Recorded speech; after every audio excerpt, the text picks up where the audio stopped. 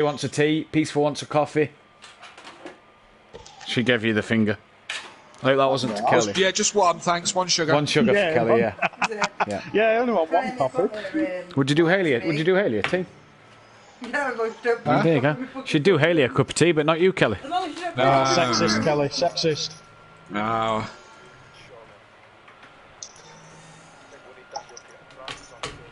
Here you go. Fucking hell. Princess, anything else? Oh, do you know what's made me laugh?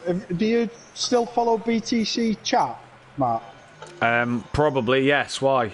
Have you seen when they've had the Sim Racing Sunday posts? I can't say I have. One of the latest one is a brand new touring car league someone was posting, and they've started doing touring cars. Congratulations to Daniel Francis. Oh, that's probably That's probably why I've not seen it, because he's blocked me on Facebook. So anything to do with him, I can't see. No, but you'd see his name. So what's that on? To be fair, he did tag him, so that might be why. It's on the BTC chat.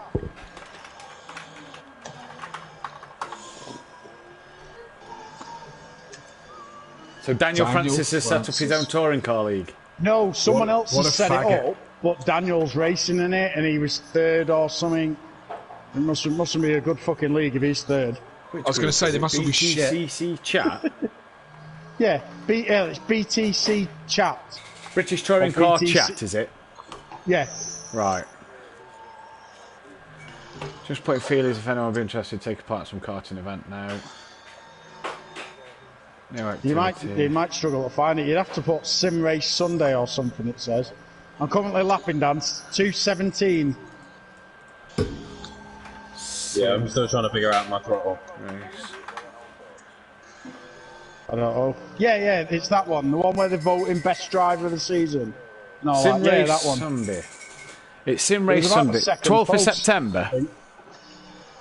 No, it was a recent one. No, like Sunday recent. 21st of November. Maybe. Yeah, that was a couple of days, 4 days ago. Sim Race Sunday, blah, blah, blah. All 12 comments. Keegs liked the post. Can't be said.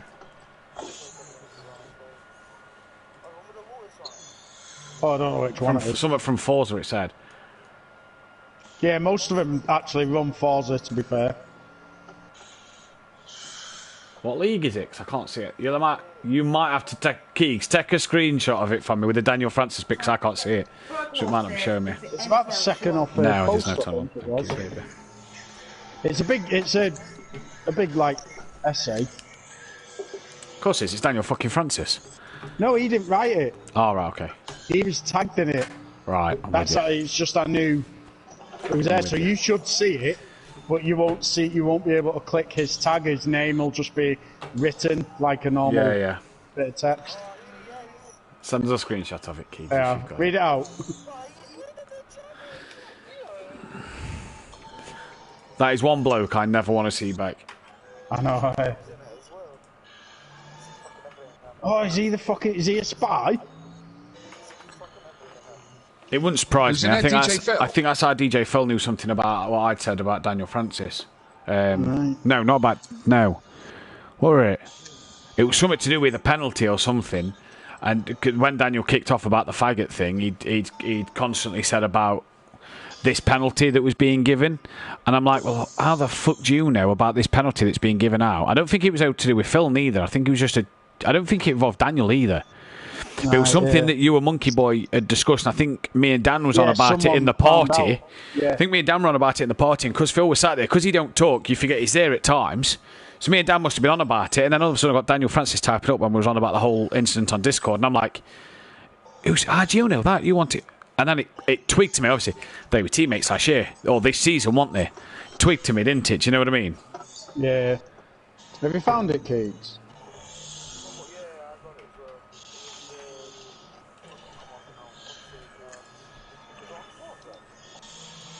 No, it's on PS4.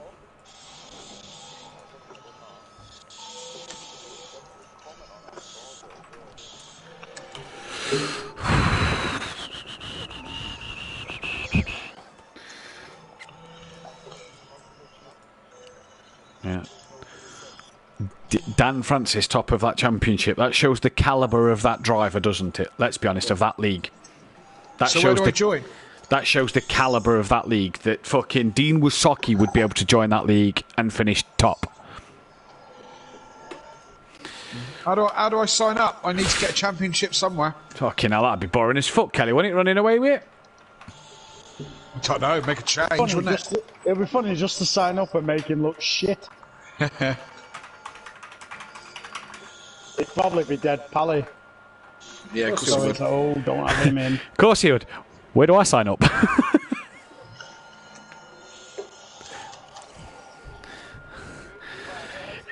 Eyo, hang on, is that one that Deeks is in as well? They do it on a Monday night? Right. I know the touring car league. The bloke talked to me because Tyler wanted to help this bloke run it. Right, it is called Online Racing League. Yes, Tyler. Right, I know the one because I got a message from the owner of it. Hey. Basically, it goes race. Where is it? Race forwards touring cars back in the front wheel drive for me. This is the guy called Mark Jocelyn. Yeah. For me, again qualified well, third overall. Great start, so we drive up the inside at Redgate for first place, which held the majority race. Small mistakes and a great move from Daniel Francis at Coppice. Bullshit. Saw me finish second. Bullshit. I know the league. The guy. Yeah, and then Daniel Francis comments after it, going Mark Jocelyn, and also this, and it shows him at the top. See, And DJ Phil's sixth. I know the championship, Mike, because the bloke asked me to commentate on it because Deeks recommended me to commentate, but I think it's on a Thursday night, and Tyler got involved. I also got a message off the bloke about Tyler. Deeks had sent him my way to say, just ask this guy about Tyler House, because Tyler had offered his services to help run the touring car league. So I gave the owner of that league my opinion on Tyler, and it wasn't a nice one, let's be honest, because he's a twat. So it's safe. Not giving a nice opinion about someone? Never. Mike, could you give a nice opinion about Tyler? Nah, bloke's a cunt. Bloke's a cunt. Just in a nutshell. you know, Daniel made a nice move at SimPlay. He left. Yeah. That's the best move he's made in his career. Ever. Yeah. He left and forgot half his fucking toys. I've still got a bit of box here, actually. There's a few dummies here. Yeah. Right, I'll be back in. I'll probably be in a chat when I come back. Yeah, best of luck tonight, mate. Definitely not lasting this race without going to the fifth. See you later, guys. Good luck. Hopefully, See you later, you mate. get something Best of luck. sorted down so you can still race.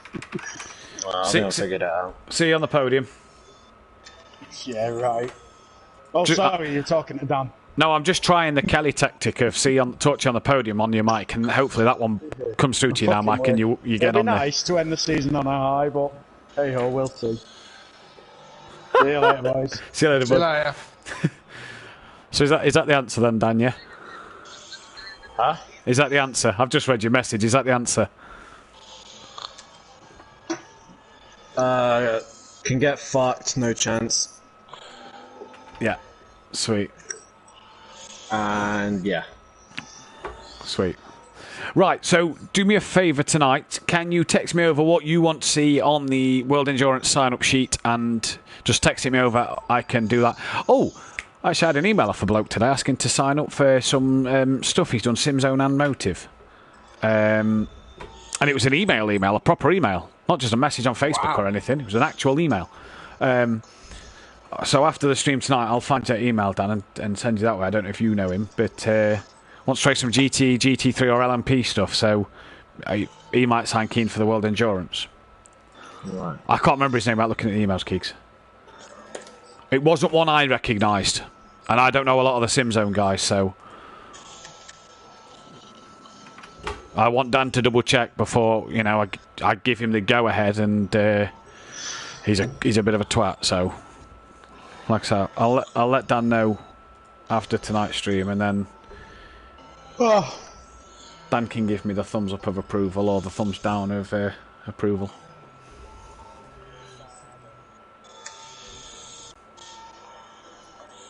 Right. I'm going to join the party with my teammate. I'll catch you all later. Yeah, best of luck, mate. Good luck, Dan. Cheers. Tell Biggs luck as well for me. Yeah.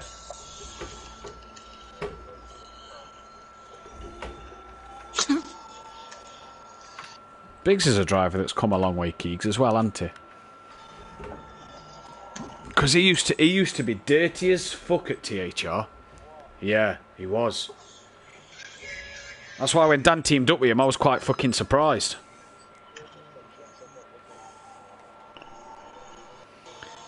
But do you know what I blame that on, Keegs? No damage at THR. So you could just be as aggressive if you wanted and punt every fucker off, do you know what I mean? Right, I'm going to start a party with Kelly. So I shall chat to you later, Keegs.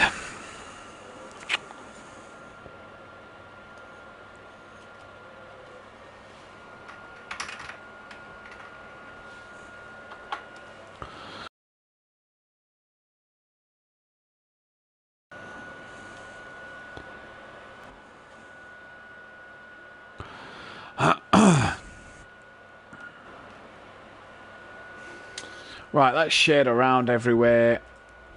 That's all done there. Tables are there. YouTube are there. Evening, everyone. Streamlabs there. Let's do this bit. And then after this, I can go for 720. Yo. Right, I'm just going to pop to the toilet quickly, bud. I'll be 2 seconds. Yeah. Hang on, actually. Is that so everybody's coming in? Everything's shared around. Right, everything is done. Right, 2 seconds.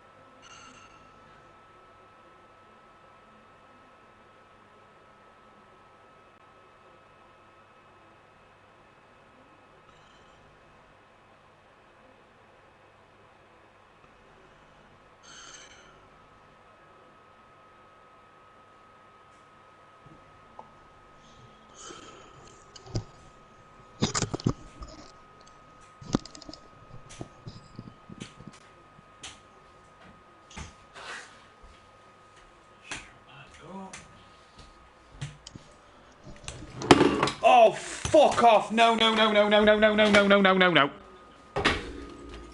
Shit. I fucking spilt my drink. Oh, fuck off.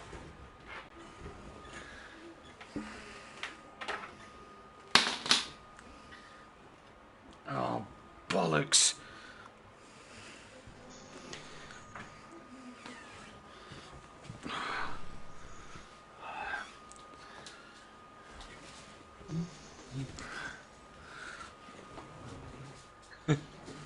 You come rushing in for what?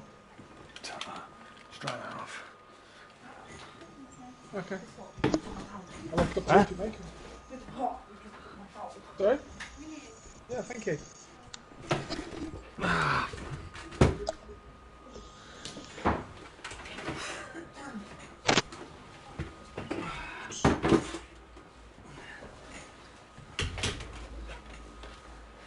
Have some socks.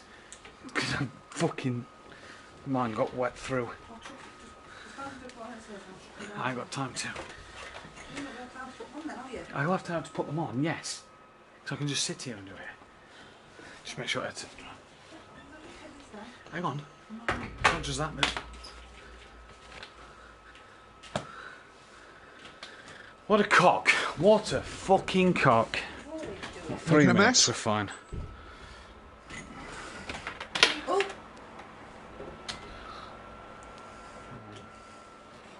Cheers, baby. Hello. Hello? These are still working. Fine, sweet, good. Ha. See, Mazda hasn't joined yet, the prick.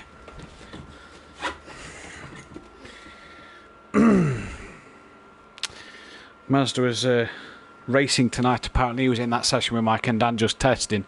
Yeah. And was wanting us to move the first World Endurance Calendar race around for him because he's got an ACC race that night and he's 4th in the championship. And you said no? No, because at the end of the day, I'm running my league, and if you want to fuck off elsewhere and if you want to fuck us about and race elsewhere, then Off you go. see you in a bit, mate. I'm not hanging around for you anymore. Cheers, babe. Yeah. Has there been any more word of Argent stepping out of pro because of other commitments, or is that gone by the wayside now? He messaged me yesterday about that he might. Was you in the chat when he messaged me about he might not be racing next year and he wants to pull out to focus on commentating with me pro? You was in then, wasn't you? Yeah. So you know all that. So at the moment, I spoke to him briefly today about it and said, you know, what is the situation before I announce anything? Am I promoting Nikki, or what's your situation? He says, I don't know, and I won't know until the new year what's happening with work. And I was like, I need you to let me know as soon as possible, so that by the 7th of January, when sign-ups have to be done, when driver lineups have to be sorted and things, I need to know way before then, because it's going to affect Nicky's teammate, it's going to affect your teammate, the situation of a teammate, you know, because if Nicky gets promoted, it's probably going to be you and Nicky running whatever car. Definitely. I mean, the reason I'm asking is because if he isn't, then I've got to find a teammate. Yeah, again, you know? exactly. So it affects you, it affects Nicky for Pro-Am, it affects Kieran for whatever he's doing. So I will keep on at him every other day about the situation of what is going off, what is happening with your work and your racing. Are you racing or not? If not, you know, like I said to him today, I need you to let me know as soon as possible, because the guys need to know. So I need to know so I can post out who's going in what league. We've got a reserve sat in waiting, so then he comes in if you are pulling out. I just said to him I need to know. So we'll see what happens. Okay. But yeah. Yeah, I mean, as I said, if he is, then if he's still umming and ahhing about it, come I don't know, come a certain time. Yeah. Before obviously teams have to be announced and liveries have to be announced and team names and cars have to be announced, so the 7th of Jan. If he's slumming and ahhing about it by that period, then I think the plan of what to do would be to call an emergency meeting of the admins, so the 6 of us, and say, what's the situation with Argent? Because he's umming and ahhing, he doesn't know whether he can do it. Yes, all right, it's work, and we've always occupied and accommodated for people with work, because, you know, this is a hobby at the end of the day. Everybody's got to do their jobs. We've all got the real world to live in, you know what I mean? But at the same time, as much as this is a hobby, you want to have your shit. You don't want to be fucking going into that 7th of January and going, you know, you and Nicky especially going, am I with Nicky? Am I with Kelly? Do I need to find him? Do I need to find him? You know? So. Absolutely. Because it's all right until Kieran then says, I'm staying. And you get paired with Kieran, and no offence, but I don't imagine that's a driver lineup you'd want to have.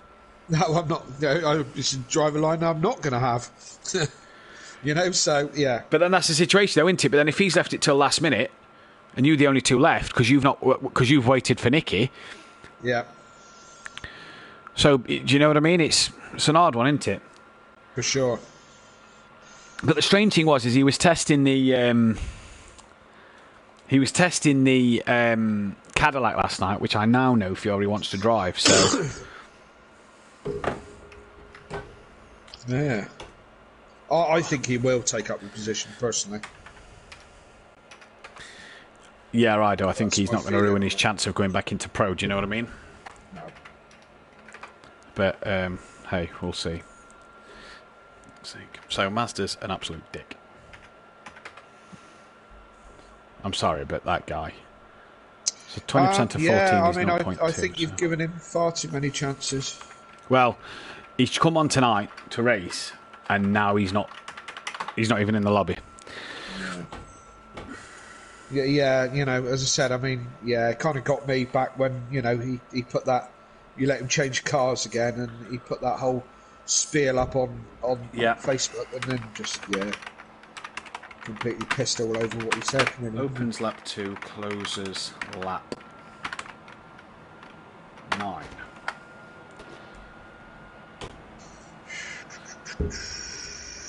Right. In a moment. Oh, we're on. Yeah, in a moment, bring up the track map. Not just yet. When I've finished talking, bring up the track map, and then when you put the track map on, when I say now, you then put it on, and then we'll know the situation. Then I'll know when to go live. Yeah. Opens lap 2, closes lap 10. Now.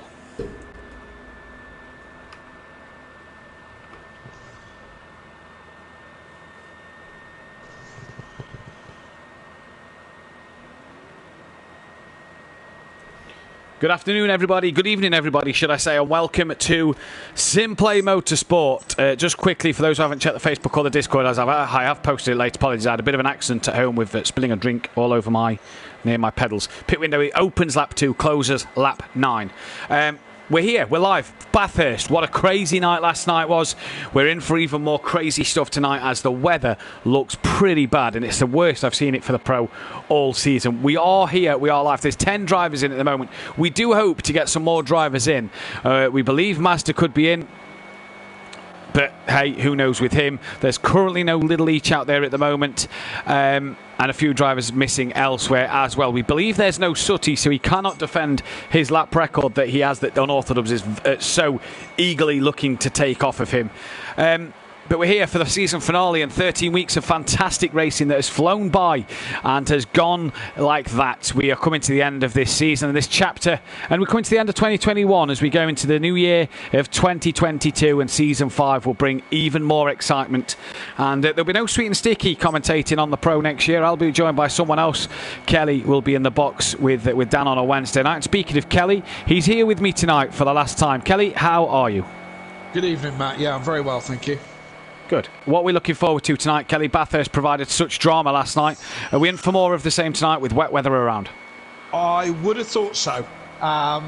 This is a crazy, crazy track. It really is. And I think we're going to be in for some good action and maybe some carnage as well. So, don't anybody go anywhere. It's going to be an absolute crazy night, and if you missed last night, make sure you tune in and watch it. Obviously not while this is live. Watch the end of race 2 because reset buttons was used, points was deducted for that. It went down to not just a count back on race wins, it went down to a count back of second places. And what a title. Obviously you was in the thick of that one and came runner-up yourself last night. But what a crazy scenario, because at the beginning of the night, Kelly, after race 1, I bet you didn't think, I bet you didn't think you was going to be in that position. No, kind of not. No, I didn't think I'd be in that position to be fighting for the championship at the end of the race. I know how it feels to be Felipe Massa now. Do you know what I mean? I did everything I could. I won the race, but that wasn't enough. So it was crazy. I love the way that you took to lap 13 before you realised, Matt, that I was in the championship hunt. I was with everything that had happened race 1. I was crazy. Kelly's not in this now, and I'd read your points out. I was like he was 20 odd behind Mays, and forgetting, I'm looking at the book thinking Joe to Mays. What's Joe and Mays scoring here? Right, let's work this out. Forgetting that first place scored 25, and, but what a crazy night that was. It was, and this is prime example. I had pace last night. I won race 2, and dry to wet. I led most of the race, so I had pace last night. But what messed me up was I got caught out in qualifying. I got traffic, and that put me back in the pack from the beginning of the first race, and then overdrove the car. And this place is unforgiving, and that was the point I was getting to. Track position is key. It's not very wide here, no. Track position is key, and patience is key. When you make a mistake here, it goes badly, really badly. It does indeed, and we saw that quite a bit last night, and I think that's what affected Mays' championship. Not only the reset button that then deducted him 5 points, which was penalised there and then, but the lack of track time he had. You could see in qualifying and in the race that bouncing off the walls up and down the mountain, you know, whether you like the track or not, you can tell who's had the track time and who hasn't. Absolutely, and that's exactly right. Where Mays, for whatever reason, didn't put the practice time in, and I mean he had a shocker. He couldn't manage to get in until race 2 for whatever reason, and then he just didn't have the practice time, so he spent most of the race bouncing it off the walls. So you know, which is unfortunate. You know, you need to be on top of this track, and as I said, one mistake, and it'll bite you really hard. It will bite you hard as well, as Little Each and it's just about started as a lap. Kelly, are you going to talk us through it? Yeah, bottom of the mountain, Bathurst is a crazy race. The V8 supercars come here quite a lot. This straight, the first long straight. Now notice it's not very wide, so defence of this is stay in the middle. Because there really isn't the room either side to get round. Well, there is, if you want to take the grass, but that's just crazy. So you're going flat out here, coming uphill. Tricky right-hander, this one. Easy for the back end to get loose, as you saw Little Leach having a couple of stabs at getting that over to the apex. Up the hill here, this is turn 3, just off the throttle a little bit, set up for turn 4, which is quite a tight left-hander. This is where it all starts to get very tricky. A little bit light on the back end is what you're expecting. You come up here, you can't go through this next one flat. You have to have a little lift. Car drifts over to the left-hand side. Now, a combination of right-handers. As you drop down through the dip, this one, very easy to run out to that curb and touch the wall. The next one isn't so bad, but the one after this one, so incredibly easy to run wide and onto the gravel. Now we're at the top of the mountain, so you start the downhill run. Whoa, onto it, Craig. That's exactly what can happen there as you're coming down the hill. And he's jumped off it. So here we go, Peaceful coming up the hill. So we pick this back up, as I said, at the top of the hill, right here. You can run wide very easily and get on that gravel. Now, critical braking zone, turning and braking, which is not ideal. You drag down right, left, down through the hill here. Very tight, walls each side. Not many opportunities to overtake. Now, this last left-hander here, this hairpin almost, puts you onto the back straight. Again, very easy to drop it and to spin the car around at that point. We're out of the zone when you can use the reset button. Down the long back straight, coming up to the chase here. And this is an impressive bit of track. Absolutely flat scat, and is a walk on the absolute wild side in so many cars. Come over to the left a little bit, pick up the right-hand side curb, braking down loads of gears. This is a big braking zone. Get it stopped before you run out onto the grass. You're on the pit straight now, and one more corner to negotiate. Pit lane there, just on your left-hand side. That's an interesting one. We'll get to that a bit later on as well. Last corner, going to be treacherous in the wet, builds a big puddle.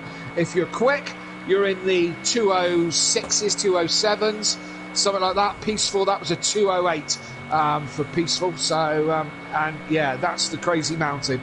Kelly, you were saying to me last night off air that it took you a couple of laps to get your, I presume, soft tyres up to temperature. Yep.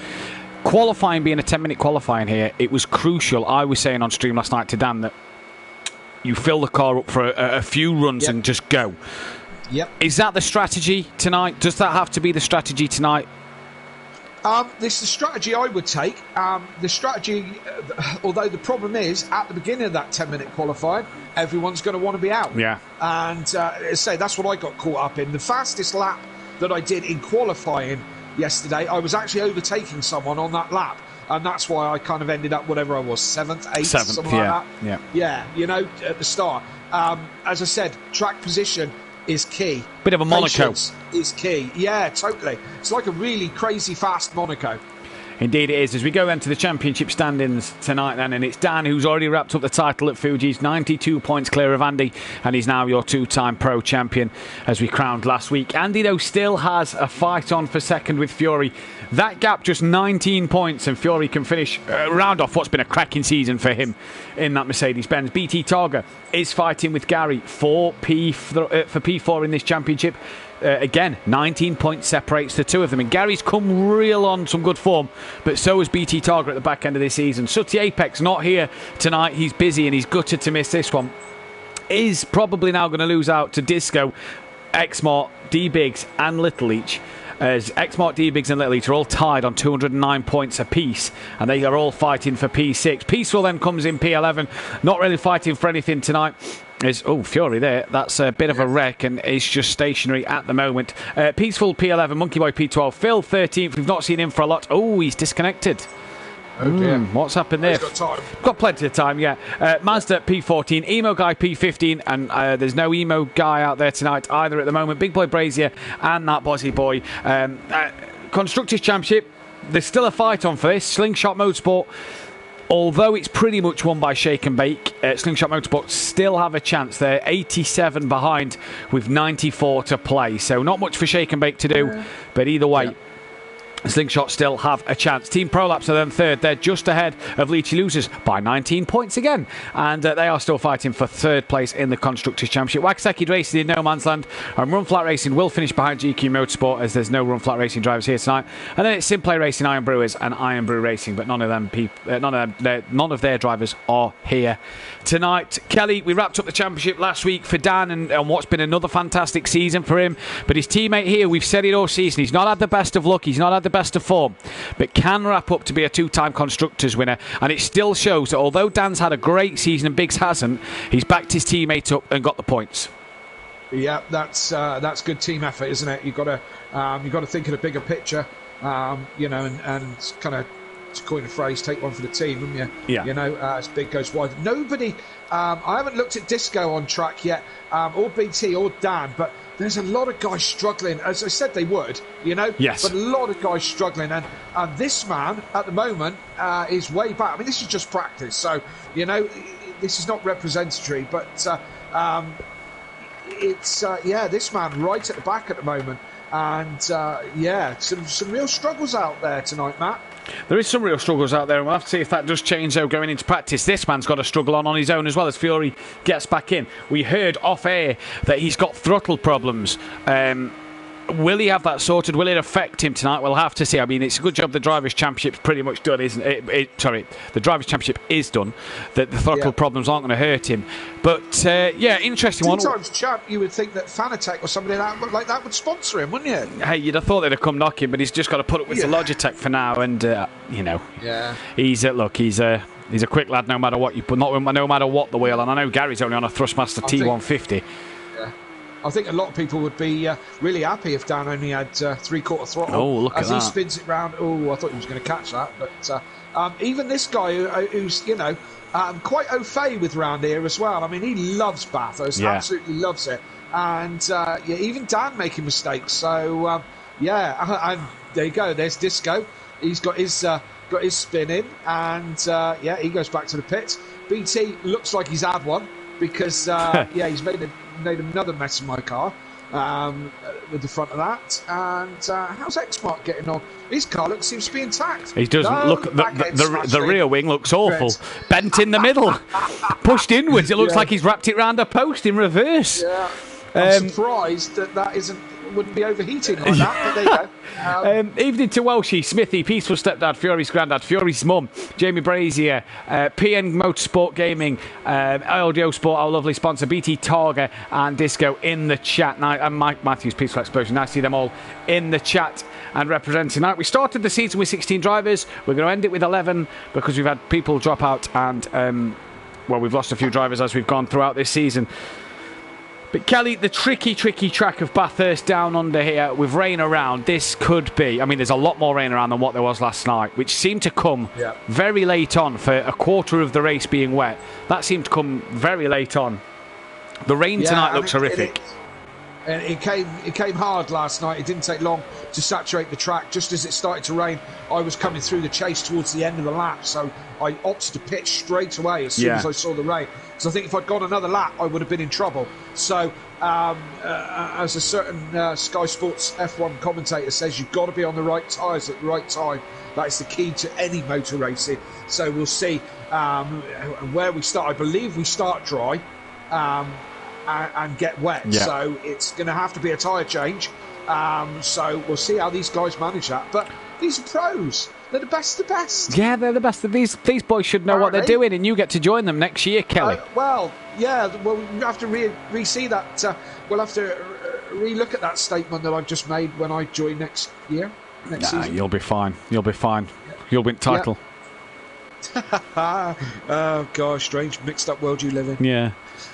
It's that strange. Hondas are good in my world. Exactly. I mean, that's what a weird world you live in. So yeah, anything can happen. Anything can happen, and anything normally does happen. Excuse me then, as Smithy saying in the chat, needed more rain earlier last night, and Smith had a good night. Yeah. 2 fifth places for him. We saw Don't Know Mate nearly get on the podium for the first time, but we saw the Renault take its 4th, I believe, overall race victory here at SimPlay Motorsport, and the 5th overall race win, 4th in the Pro-Am. Gary won one in the Pro as well, so not too bad for the Renault. Well, hey, yes, but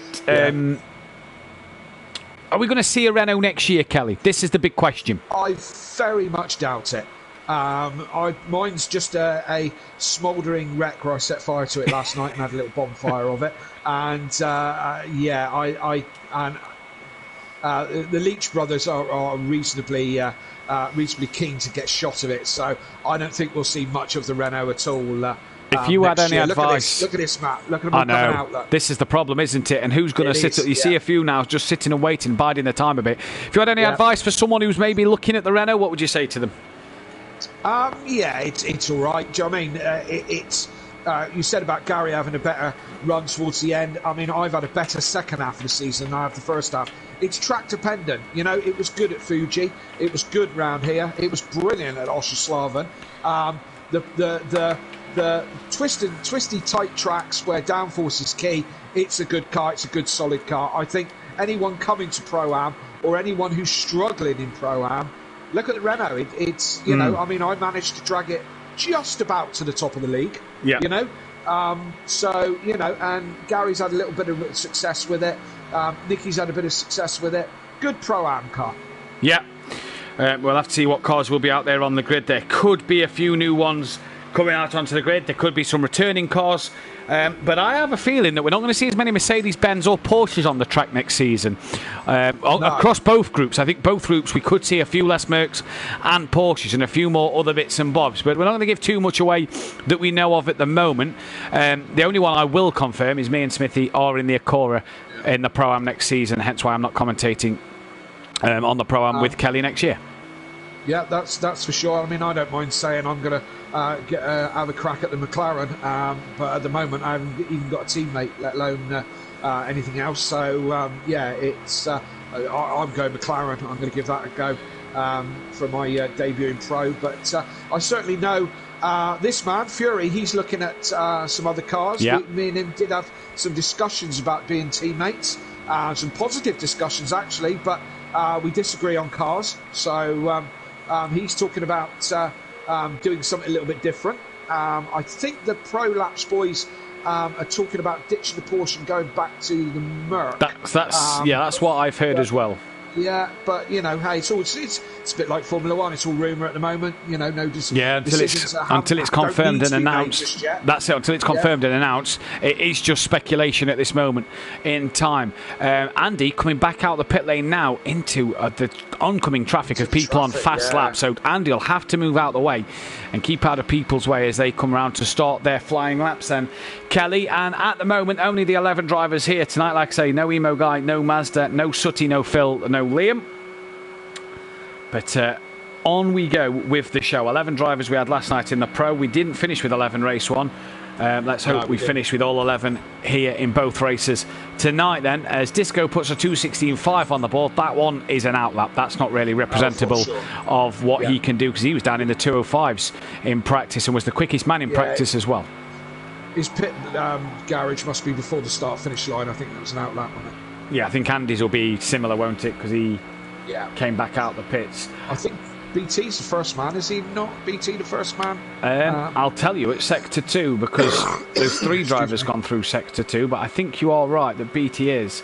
I don't know where Monkey Boy is, although he's gone wide there. BT currently purple Sector 1 at this moment in time as they come down towards the second sector. As Disco now goes purple Sector 1 in his BMW. And I think the BMW will be strong round here. It's got a good change of direction. I think the BMW could be a car to watch tonight as down the hill comes BT Target. And what's he going to do? He's currently 3/10 off for the back of Disco through that first sector, although Disco is obviously just started his time. BT's coming to the end of it. Down towards Sector 2 they come now then. Fury looks like he's had a better middle sector, and he has over nearly a second quicker than BT in that middle sector. So Fury going great guns at the moment, and BT just a bit down on his time through Sector 2 as they come round then to finish their final laps. And I imagine BT may go pole for the time being. Yeah, for a minute. Yeah, he might. My experience of that Porsche was that normally needs a couple of laps just to get its tyres where you want it. Yeah. And I was finding that with the Renault last night. So BT might not quite have the tyres where he wants them just yet, but putting one on the board is a good idea because you don't know what's going to happen. Oh, so, wow. Yeah, 2:06 wasn't so bad, really, was it? No, but look at Fury. Yeah, that's Fury a time. Did go a second faster. You were quite right in your prediction of. I'm just going to. There we go. BT's let Fury through, so BT goes back to the pits. Well, if Fury did that and only set a purple middle sector, I'm interested to see what this guy does. He crosses the line, only a 2:06.5. So was the traffic in front just holding Disco up a little bit there? So it's Fury from Disco, BT, Biggs, Peaceful, Little Each, Monkey Boy are to the guys who have set a time at the moment. This is the problem. And who's that in front? Is that Biggs or is it? I reckon it's Dan? Biggs because Dan's not done a time yet. Yeah, it's Biggs. So this is the problem. I mean, you know, you're focused on that car in front of you. I had this with Smokey. Smokey was quick last night, absolutely quick. But we ended up like this close in qualifying. He was another one. Sorry, Kelly. He was another one who said on stream that he was a lot quicker in practice than anybody else. I think he was some 7/10 quicker than you and Nicky. Yeah. But then qualified last because he just couldn't get that run. Couldn't get a lap together. No, exactly that. And this is what Disco's... Look, Disco's quicker. He obviously is. But Biggs doesn't have to move. He's on a qualifying lap just the same. But, Disco... I mean, if these two collide now, how does that then spoil whoever's behind them? And this is the problem. Yeah, Disco right out on the grass there. If you're Disco, do you think I back off, I go again next lap? Because, I mean, look, he is right all up the chuff of of D Biggs, but just cannot find a way past, can he? We are, but we got 4 minutes to go, Matt.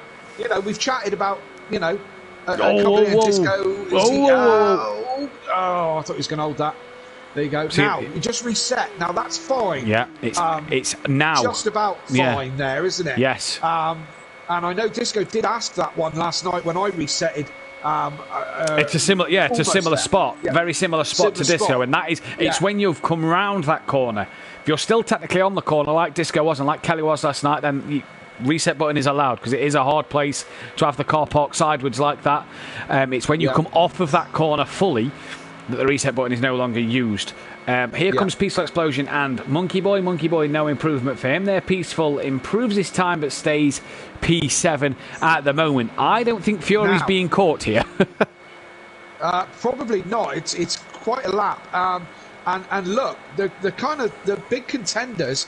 I mean, Disco's a second and a bit off. Dan's 1.3 off. Andy hasn't even put a time in yet. No, Gary. Not a representative one. Gary's 13 seconds off. Yeah. What is going... Well, I say what is going on. This exactly the same as last night, as you said. I mean, Smokey was way down, as you say. I was down because we just couldn't find a clear lap. Well, Gary's coming to the end of his lap here. He's just gone through. He's gone through sector 2. There he is, actually. Look, picking him up across the line, and only goes 10th. Still 4 seconds off the back. So Gary's struggling. Although Gary said on the stream last night though that he doesn't like this circuit. Now that's him done. He's done for qualifying in P10. Is that Biggs? Yes, that's Biggs coming out the pits. BT Targa's done. Biggs isn't going to get another lap in here. He's still in the pit lane. He's not going to get another run. Daniel's gone second place with a 2:06.1. Yeah. Still nearly a thick end of the second behind Fury. Wow, Little Leach has just gone quickest final sector and then has came into the pits as he only stays P8. This is quite remarkable to see that half these guys. I mean, Fury, that is one heck of a lap, right? As it is from Dan, Disco, and BT Targa. But I mean, they're 2:05.2. I mean, I managed to just scrape into the late 2:05s in the Acura in practice out the week. I've not seen Dan in a low 2:05 in the Porsche out the week. So I mean, that from Fury is a real stellar lap. Disco's gone back to the pits. Yeah. D-Biggs is going to try to get round. He's not going to do that. He's going to fail at that attempt. Dan was slow, middle sector there. He ended up moving out of Andy's way as Andy could finish his lap. So Dan will need to get the hurry on because he's still got a long way to go to get down to the final corner. Yeah, he might struggle to get another one in from that point, but we'll see. Yeah, we'll have to wait and see. So who is currently on a lap? Fury's still out there. Disco's just gone through Sector 1. BT Targa's in the pits. Disco's actually in the pits. He's not gone through Sector 1. Dan, we know's behind. Andy Peaceful is out there still on a lap, as is Xmart. He's on an out lap and has gone through the middle sector, so I don't know where he is. Right, he's just crossed the line, so Xmart's got a final run. Big's not going to get a chance. That's it. Little Leach has come back out. He's not going to have a chance. Andy will just get a lap in here, and I think it might be Dan behind Andy to get a lap in, so we'll have to keep our eyes out for that as Andy crosses the line and goes. Wow! Goes quickest. What a lap then from Andy. Quick, but wow. It didn't look spectacular, did it? No, it didn't. And I mean, it wasn't setting the phone alight. No, I thought that was going to be, a kind of a fourth or a fifth place kind of affair. Do you know what I mean? So, and that's fair to say. So then Fury needs to find 200ths of a second here to take pole position back. Not a lot, really, when you think about it. But I know Martin Brundle said this at the weekend. 200ths doesn't sound a lot, but it is a million. It can be a million miles away. Well, the first lap that Fury put his time down, he was in the slip of BT Targa. Now, if that helped him to achieve that, then he's not going to have that help again, is he? As he's had a clout on the wall as well. But I don't want to say that it's a slower lap because Andy's looked mediocre.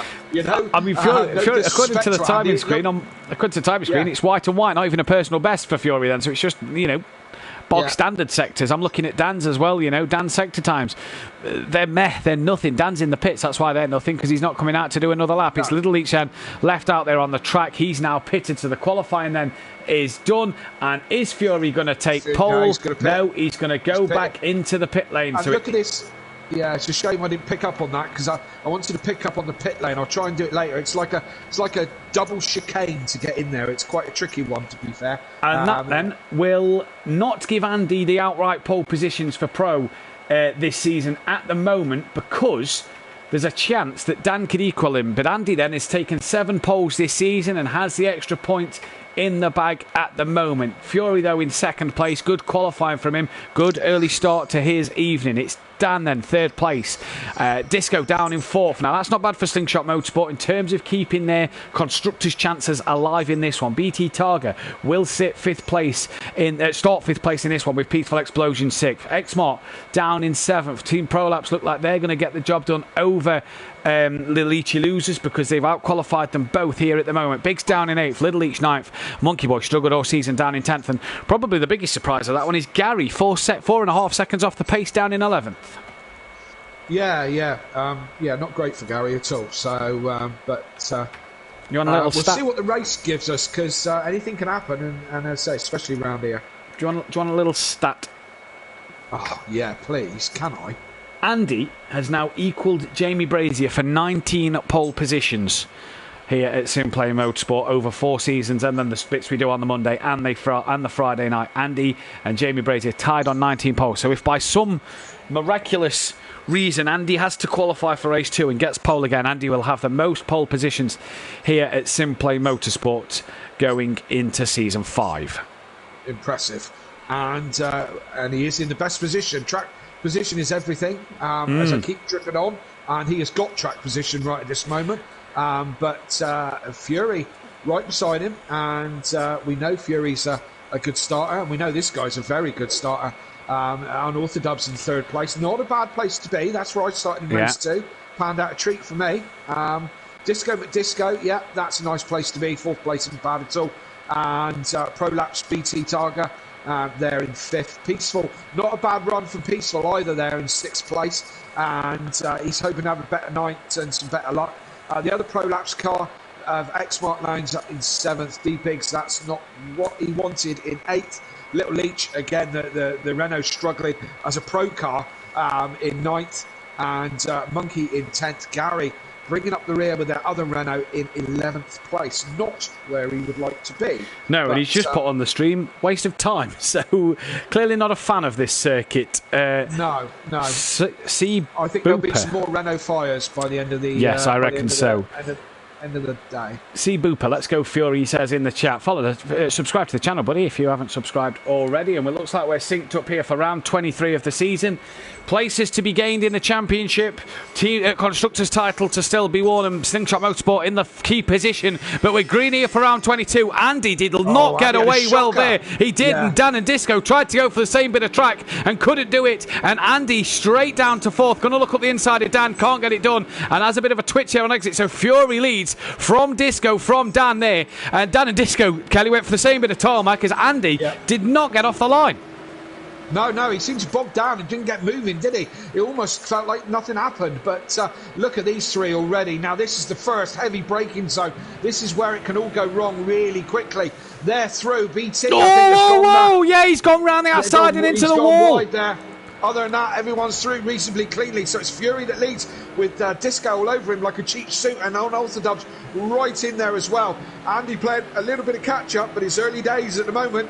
It is early days at the moment, and up the mountain they come for the first time then, and Fury leading the way from Dan and Disco. But where does Dan overtake here? Where does Disco try and overtake? You see Fury just gapping the two up the mountain at the moment as Andy tries to gain on the back of Dan after that poor getaway at the start of this one. Fury, 2 wheels on the gravel, you see kicking it up there. That's going to give some dirty tyres as you come into this hard braking zone, tricky braking zone down the hill, but all mastered it successfully so far. The front four are pretty much nose to tail as they come down the hill. BT Targa's dropped down to 7th place as Biggs has gone up to 6th and X-Mart up to 5th. Peaceful and Monkey Boy, they've had a terrible season. I think they may be burning 2 Mercedes-Benz or at least the 2 liveries on them, because they've had a shocking season.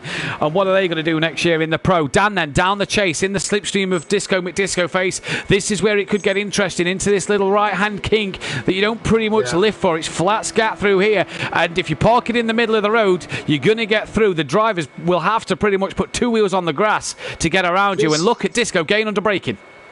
Yeah, absolutely. There's an opportunity. Fury gets a bit out of shape there. Disco just goes with him. Probably, in my opinion, the best overtaking opportunity is right here into the last corner. It's wide enough. You can do both the lines and you can make it happen there, but it doesn't this time, as these four have broken away now a little bit from X-Mart in 5th place. It's not a case of overtaking, it's a case of waiting for the person in front to make a mistake. And look at that there. That was... Andy get caught up in an incident with Fury. And, I mean, that one... Oh, Fury's got some big damage.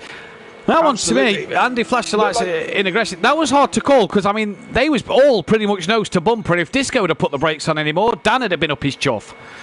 Yeah, absolutely, and I called it as it looked like Disco gave him a bit of a nudge, but it looks like I've certainly learned this season what you see on the stream and what actually happened can be 2 different things, and not to comment too heavily on any one incident, but that's the way it looked to me. Yeah, that's the way it did look to me as well. But like you say, how close to the rear was Fury under braking? How much did Fury brake? Did Disco get caught out by that? And did Disco not want Dan to plough into the back of him? Because let's be honest, if Disco hit Fury, Dan could have hit Disco and Andy could have hit the back of Dan. The front four could have been off, but Andy has now dropped down to P9 in this race and Fury down to 7th, and it's now these two that have broken away. X-Mart BT 3rd and 4th, and Little Each out of nowhere has come up to P5. He's only got D Biggs behind him at this moment in time. Absolutely, and I keep thinking to jump back to the rest of the pack, but this is, I mean, these two are going at it hammer and tongs, and it's Disco goes in a bit deep, but it's so tight round here. It's very tricky to find that space. Now they come down the hill again towards the chase. Now I think if you're going to try and put one over on someone round through here, you're off your head because it's just so fast. And, there's just no space. You wait till after this bit and then line them up on the brakes as Dan looks to do that. He looks down the inside, looks to the outside. He's going to try and cut back Oh, Disco's he's outbraked himself. There's a door that's wide open. There you go. And it's easy to do. It is easy to do. And he just tried to defend from Dan and outbraked himself that little bit. Yep. And now Disco once again has to become the aggressor and put the pressure on the car in front, which is now Unorthodox, who's looking for another win this season. And his first win tonight, one win for Dan tonight, will signal the first milestone of 25 wins here at SimPlay Motorsport. And Dan will be the first man to do so. And what a feat it is. X-Mark currently running in a good third place. Pit window is open now at the end of this lap. At the end of the lap that they are on, lap 2, the pit window opens. So Fury, BT and Andy could have all pitted, but haven't yet. As here, Little Eats look back up into 6th. Gary come from the back of the pack. He's 7th. Biggs struggling down in 8th. And are we going to see anybody in the background pit? No. Monkey Boy, Peaceful East looks like he's got some damage, and Andy doesn't pit either. So all staying out at the minute, even though there's a few cars that look a bit battered. Yeah, absolutely. Now, the closest battles on track, Disco on Unorthodox, which you're watching now, and Little Leach is chasing Fury, although I think Fury might have just overtaken him. Fury had dropped back to 7th or 8th, after his incident in Turn 1, and he's on a recovery drive. He's certainly got the pace this evening, so he's now got to make up a few seconds to the two Prolapse cars, which are going really well. X-Mart in front of BT at the moment, but Disco's still keeping Dan honest at the front. Gary's now got within a second, or was he takes a wing mirror off? No, he doesn't. What am I talking about? These wing mirrors are indestructible. That's the only part of the car on this game that actually stay intact. No, you can't. You cannot break them. Nicky in the chat, a bit of a Jeremy Clarkson thing here from Top Gear. Some say that he has 8 toes on his left foot and 12 on his right, and that he can swim faster backwards. All we know is he is Dan Unorthodox. Brilliant. There was a poem I was meant to read out for Prolapse last night, but they didn't win the Constructors' title, so I didn't read it out. Gary then looks all over the place at the minute, Kelly. He does not look like he's got a stable setup on that Renault. And what has happened to Disco? Because he's dropped some 5 seconds back off the rear of Dan. Yeah, he must have had an incident, because we've got X-Marts all over the back of Disco now, so that's give Dan some breathing space. Don't know what happened to Disco there. Very easy for it to all go wrong, as I've said time and time again. All those comments about multi-toes and all the rest of it, Nicky, that's not very nice. The village that Daniel lives in is they've all got kind of web feet there, and they're all cousins. It's all very weird. Yeah, right. Okay. And Disco must have made a big mistake. He lost 5 seconds to Dan on the timing screens, and as Little Each, he's going to be the first man to pit in this pit window tonight. And how wise is that strategy? Well, how wise is that? Because we know there's rain around. I'm a fan of pitting early normally. I like to get the pit stop over and done with early doors. But there's rain around, and is he picked for damage? I think Peaceful's coming into the pits as well. So is that damage? Is that damage for both of them? As Andy stays out on his way, Peaceful's definitely got some damage. The Renault didn't look too bad though as it came into the pits, but this is definitely a long stop. Absolutely, and Peaceful's keeping Mercedes in money. We think with the amount of repairs he's done to that car over the year, he's keeping Lewis Hamilton's wages going. I think. As Little Leach still trying to warm his tyres, generate the heat, and hope he's not on wet. If he's on wets, you don't want to be doing that unless he knows something that we don't know. But I've not seen any rain around at the moment, that is for sure. Disco has just narrowed the gap a little bit to this man out front and has just started to pull away from X-Mart a little bit. So Disco's got some pace, but has he got the momentum? Now, keep an eye on the speedo, on the accelerator part of Dan's screen when we're on with Dan, because he said he's had throttle problems. So let's see if the throttle's full. It is for now. Obviously, when it changes gear, it doesn't go that. But if he is having them throttle problems, and when we're on board him, that's not full throttle, especially down this part of the track. He was saying earlier that he was losing 4/10 down the chase, but it looks like he's got it sorted at the moment. He was saying that he had reconfigured something to compensate for a dodgy pedal. Maybe that's what he's done. Fury's granddad saying it is raining. It is raining. Where is it raining? Not in your own backyard, Tony. It's definitely not raining on the track. I cannot see. No, and usually the best way is to go cockpit, isn't it? Yeah, listen out for it. No, there's nothing hitting the roof there. It's not raining. Not yet. No. Not yet. Let's go to someone. No, that's just mucky. Yeah, it's not raining. You could normally hear it. Now, that's lovely. That is for Andy. That is lovely. Let's hope he doesn't use that view. Oh, Gary, I've just noticed he's got no rear wing on the back of his Renault, so he's had a big off somewhere. Gary then has got 100% damage on the rear, it looks like. You can normally tell when the rear wing's not on. And Andy and Gary both dive in then at the end of lap 4. But something to notice, Kelly, as well, is look at Peaceful Explosion. He's got a penalty. He has got a penalty, and you know all about these penalties in the pit lane, especially in the races. He's got himself a 10-second penalty then, and Peaceful's night gets from bad to worse. And you were saying, Kelly, that it's not the entrance you found was the harder bit. I didn't do it in the entrance. Doesn't mean that it's not the entrance. Well, no, I didn't do it in the entrance. That wasn't there when Peaceful came into the pits, because we sat there and saw him come in. So that must have been exit again, like same as you. I don't know. I mean, I can't understand why, really. Do you know what I mean? Because the exit is easy. The only thing that's a worry on the exit is you can get a little bit out of shape because it's not a straight exit. But it's probably the easiest pit exit we've had of the season, you know, compared to like Osher Slaben and I can't remember the other one now. Pit entrance is more the hard one with the chicane in the middle of it. Now, Disco is really on some. Has really got some pace here because the gap's now under 3 seconds from Disco down to Unorthodox. Thank you to my brother-in-law for sending me an invite to something when I'm on stream. But either way, Disco then closing the gap to Dan. Now, we've seen Dan doesn't look like he's got accelerator problems. Gary had a better pit stop than Andy. That's interesting because Gary had more damage. Tony saying it looked like rain in the pits. Peaceful Step, I'd say not on my telly. No, not on our screens either. So it's very interesting to see. Yeah, oh no, it is meant to come. It is forecast to come, and it is forecast to come in this race. So don't adjust your telly sets unless you're Tony. Then you may need to because yours doesn't seem like it's working properly because it's got spots of rain on it. Just bang it on the top there, Tony. You know how. You're old school. Just go and give it a slap. Yeah, indeed. Go and give it a slap. Yeah. It is. Yes, here comes the rain now. Raining. So Gary, Peaceful, Little Each, Andy have all pitted, and out the pits they come. And well, game on now. Right, I think my brother-in-law's doing it on purpose after I did something to him last week. Oh, okay. Well, we don't need to know what you did to your brother-in-law. I spammed him with invites for a game, and I think he's doing it back to me right now because he knows I'll be streaming. D-Biggs into the pits under lap 5, as is Monkey Boy, and that surely is then for the wet tyre you'd imagine. Now, these boys have got a dilemma because they can't pit at the same time, and I think everyone needs to be pitting soon because this track gets wet quick. Now, where's Dan? I wanted to try and show you the pit entry as well. So Dan is going to be coming down the mountain. I would say he's going to pit. So I'm going to go bumper cam with him as you can see him coming down the hill. Right, he stabilised the gap a little bit to Disco. They're all going to be thinking to themselves, right, are my wet tyres assigned? Yeah. Am I ready to pit? He's now got, look, Andy's there in front, like a lap down. And you imagine that Andy's got to dive in as well here for that. Absolutely. For that, Fury's Grandad, I'm on PC. I did tell you it was raining. Yeah, it is now. And you said it comes really fast.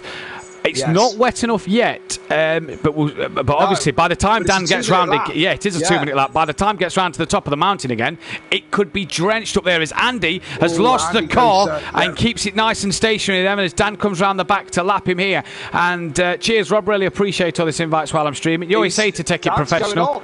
Dan's going on. Strange. I think he's off his head. Disco behind. Let's drop back to Disco. Oh, okay. Disco's going through. Mort and Andy are in. Look. Quick, look, chicane, wall, barrier, tyre wall, hit the limiter.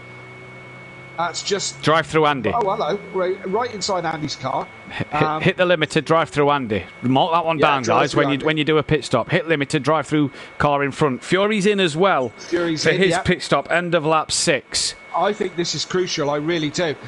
Because, look at the rain, look. Let's...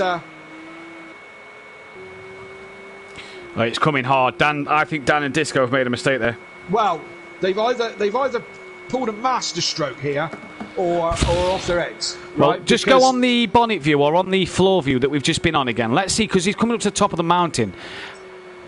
I mean, it doesn't look too greasy at the moment, does it? No, it doesn't look too bad yet. But he's still got to get down the mountain yet as well. Well, this is true. It could rain. Where are we? Lap 7, so we're half distance. So... as a range. It's just starting to get a shine to it. Look, Kelly. Now he's come round here. Look.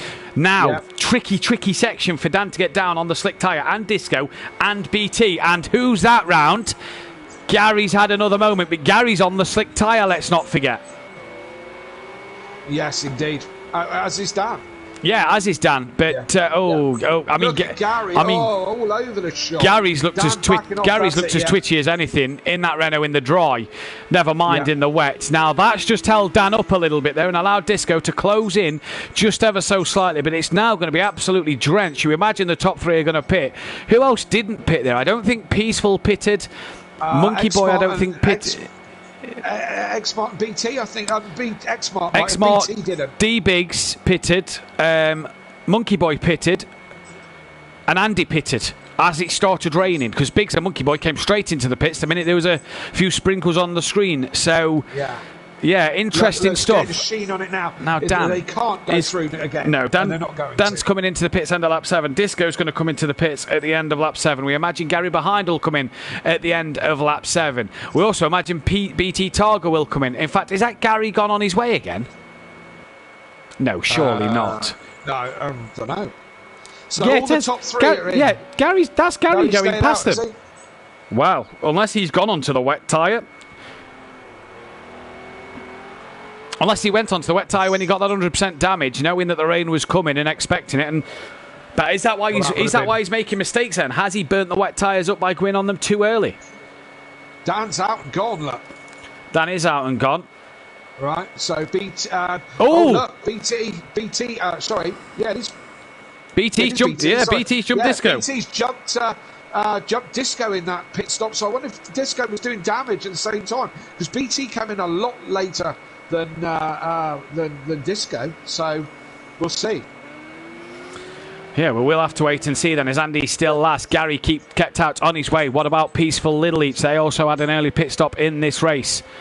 But BT jumps Disco then. So Disco, who was clawing some time back to Dan, has had a terrible pit stop. And did he have some damage that he repaired? X-Mart's back in. X-Mart. Yeah, he pitted. He pitted last lap. Did he not change tyres? Andy's back in again. Andy's race. To say he got pole position, his race has gone from bad to worse. Absolutely, and Andy's been in nearly as many times as my teammate Nicky was in race 2. He was every time he went in, they didn't repair the damage. Oh, that's not going to help Disco. He goes round. No reset button there. You're going up, so spin it round. Yeah, spin it round there, because that'll be a 5-point deduction, and you don't need that with the Constructors' Championship on the table. But that has got it going. Peaceful's back into the pits once more as well. Everybody has now pitted, but it's just showing that, you guys got a bit lucky with the wet weather then, coming at lap 10 of 14. These boys have had it early, and there's a lot of them struggling at the moment. Yeah, but they're pros. Hey, yeah, exactly. Pros. Yeah. You're a pro, the cream of the cream. I'm going to say something. I'll say something that my dad used to say when I was a kid. It says polo on the side of buses, but it don't mean they sell them. Yeah. You know what I mean? Well, that's not as weird as you can't educate Paul. Yeah. But yeah, there you go. Yeah. Gary then, I don't know where Gary exactly is on the track at the moment. He's coming down the start right. So Gary's staying out. He has to be on the wet tyre and has to have pitted for the wet tyre when he got the load of damage, because he's now on the back of Peaceful for position. Andy's nearly a lap down to Gary, so Andy's nearly a lap down to everybody here. So Andy then could break the record of all-time qualifying. I thought that when he was back in the pits. I thought, well, at least he can have a crack at the qualifying record. Yeah, exactly. Yeah, absolutely. So Gary must have changed to wet tyres, mustn't he? Can't be possibly. No, there's no way he's on slicks with that amount of spray. It's too wet. No. It's too wet. No. But what this does do then, with 11 drivers, only the top 5 can't qualify for the next race, is what this does do is give D-Biggs a 5th. And with Andy last at the moment in an 11th place, this really helps Shake and Bake probably wrap up the Constructors' title in this first race here, Kelly, tonight. Yeah, it's sounding very Peaceful. possible, isn't it? He's not had a spin, but he's lost his rear wing. Oh, that was... That's a strange one. Yeah, and you need that rear wing. Oh, do you need that rear wing? As Gary then goes up to P9, and Peaceful then, although he's not lapped Andy yet, he's got to get round to the pits in the wet and try and get out before Andy gets round to him. Good luck with Yeah, that. there's a wall there, Mike, as well. As Fury then, he's on his way look to out try for and that. catch down to Disco McDisco Face, who's having troubles in the wet. Now, remember earlier in the season, I think Osherslaw, it was Andy saying the BMW was nice in the wet. When, as far as we was aware, it was a bit of a dog in the wet. What will Disco do now? Can he get back on the rear of BT Targa, or is he going to struggle to fend off Fury? What do we reckon? I think Fury's going to cruise up behind him. To be honest, that's what I think. As I say, Andy says the Beamer's not too bad in the wet, although Andy's a hell of a good driver. But I haven't driven the Beamer, so I don't know what it's like. But I think it's more likely. And he's bringing the gap down, isn't he? Fury's going to cruise up behind Disco, and then we're going to have a bit of a ding dong. Yeah, we are. As Gary has got past Peaceful again there, it said. So has Gary had a moment somewhere? But either way, he's got back Peaceful again. As Fury then comes down the hill, and look how tricky it's getting out there for some of these guys. It's really, really wet. The spray is terrible at this moment in time. 22 people watching it. That thumbs up button if you are there. Subscribe to the channel if you are new as well. And obviously, end of season, we'll be bringing you some fun events over the course of December as we head in towards the new year as well. Have you talked about any fun events yet? Have we got any fun We're events? doing ACC next week in an hour long race. We're doing 100% of Imola, I think, on F1 2021. And then we're just going to, I think us as admins are just going to pick out a few ones for Project Cars 2. Okay. So we'll chat in the chat, Kelly. We'll chat in the chat. Chat in the admin chat. There's Fury then coming round the final corner, getting that gap now just under 4 seconds. 22 people watching. Let's go. The thumbs up says Welshie. Indeed, let's do it. Peaceful back in the pits. Grazed the wall. Instant 100% rear damage. God knows how. And I said he didn't take the wall big. No, but it just. he didn't. I wonder if he's just clipped the rear wing and that's what's yanked it off. It's so to speak. Such a prolapse thing to say. You know what I mean? It was, Such a prolapse thing to make it dirty. Taste the rainbow. Yeah. It's. I've no idea what I'm on about. No matter. I thought it was quite.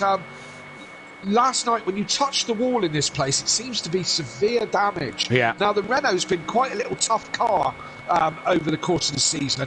I haven't damaged it as much as I did the Porsche. So I think, Nicky will agree with me on this. The Renault is quite a little tough thing. It doesn't damage easily, but round here, it seems to be the slightest touch just gives you a lot of damage. It does. So, yeah. It's another one of those tracks, isn't it? That I found that with the Occurring testing as well, that the slightest of taps, you could.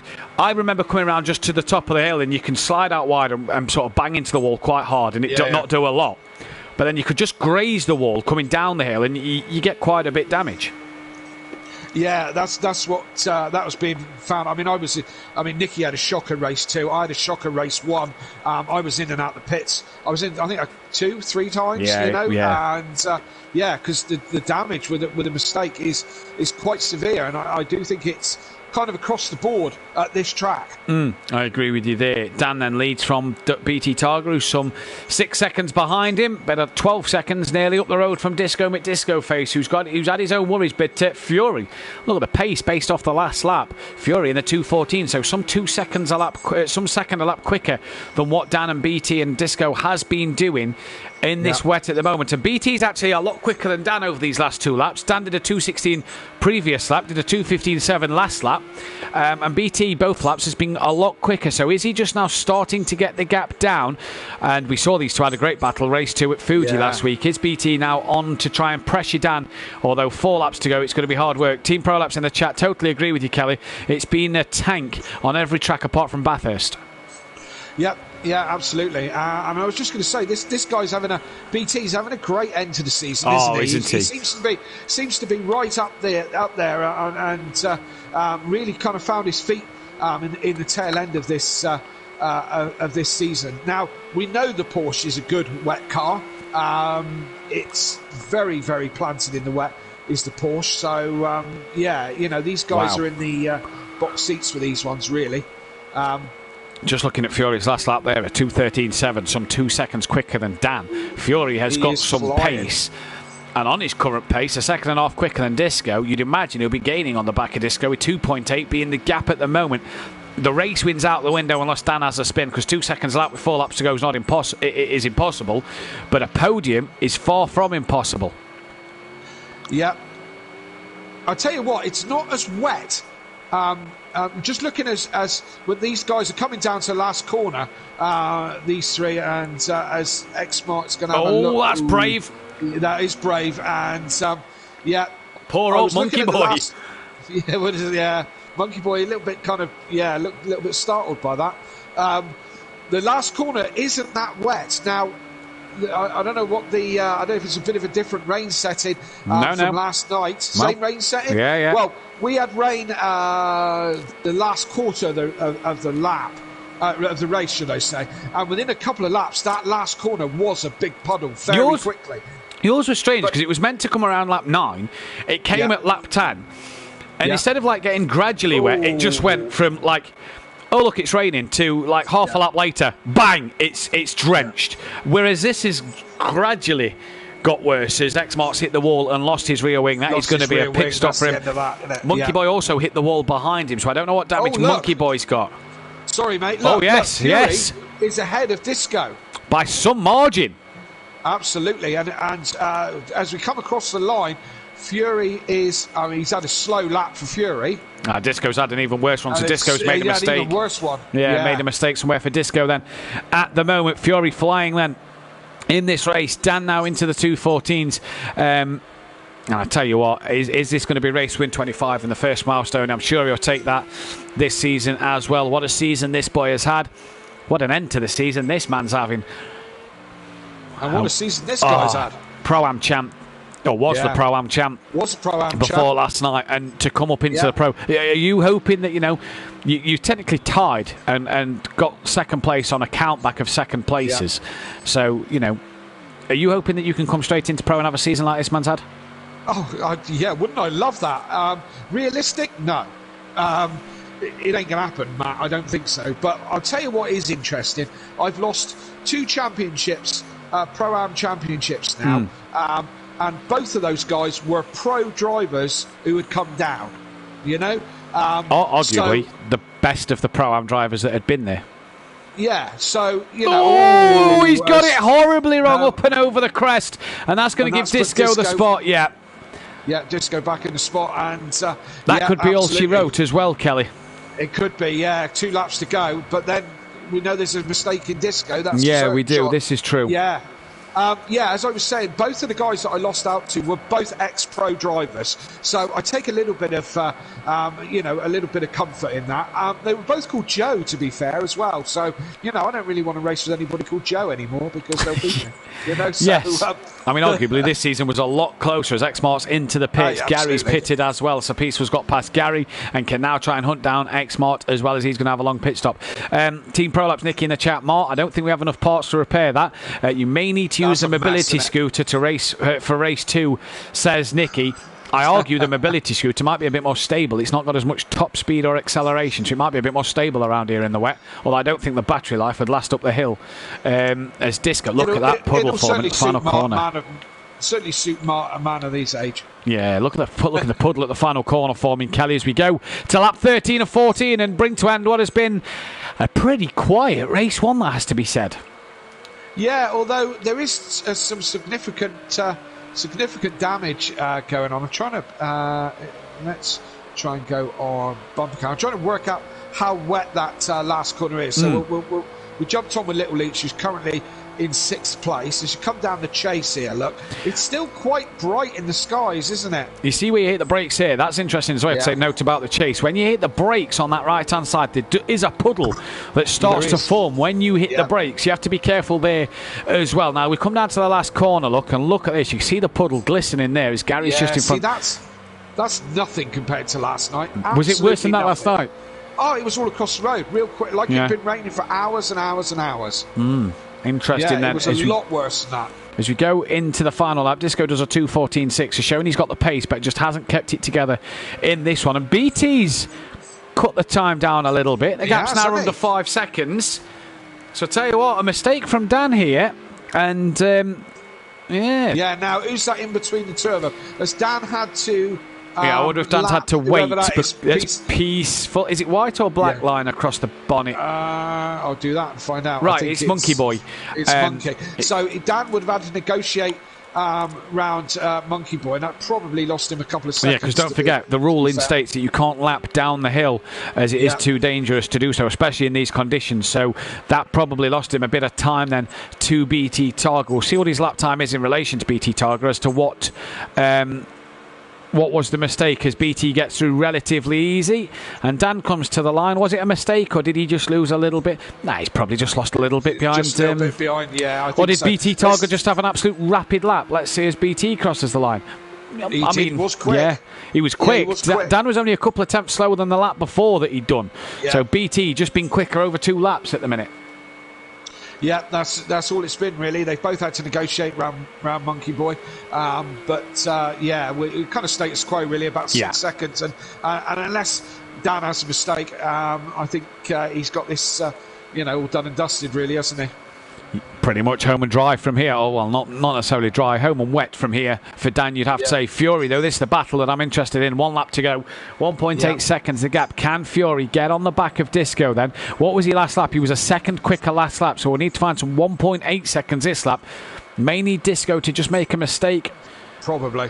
This lap for Fury to have a chance, otherwise you'd imagine it's Disco's for the taking.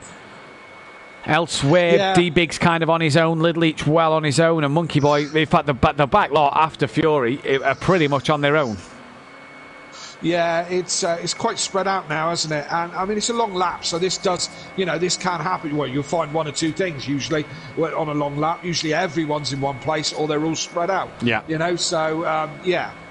Although that kind of sounds dumb now I said it out loud, but you know what I mean. I know what you mean. It's Fury then getting the gap down. That Mercedes doesn't seem bad coming up the mountain compared to the other cars, because that's where Fury's made quite a few tenths over Disco with Disco Face. Can he do the job down the mountain then? We will cut back to Unorthodox in a short while as he's coming halfway down the chase. We're just going to stay with this for a little bit.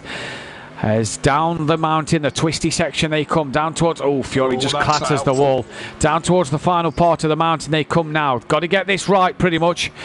And you're home to the line, and Disco has. But now what can the Mercedes do in a line? It's 7 tenths behind Disco. Has Fury got enough here to get it dragged down the chase? Maybe towards that final corner, and have a look. We'll cut back to Dan, who's rounding the final corner now and looks like he's going to take a race win. And race win number 25 here at SimPlay Motorsport.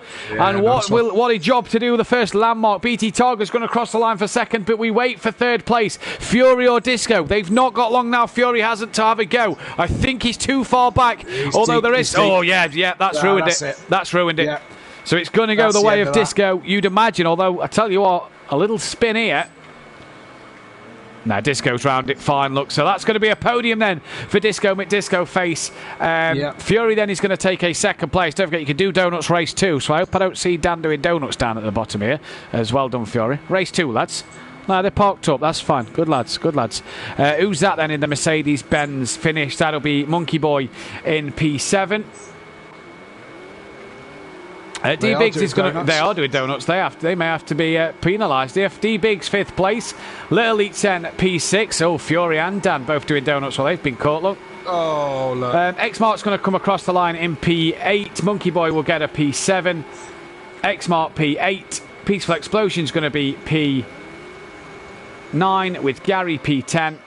Little Each got a 6th place in that one. In fact, he hasn't yet. He's not yet finished. And Andy's going to come across the line for P11.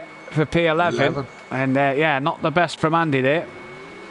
See, I'm not keen on all this myself. See, it was brought. It stated last night you could do it at the end of race 2. Yeah. Kind of. Great fun to do in a road car, which I don't condone. Kids, don't drive silly in road cars. I don't kind of get it.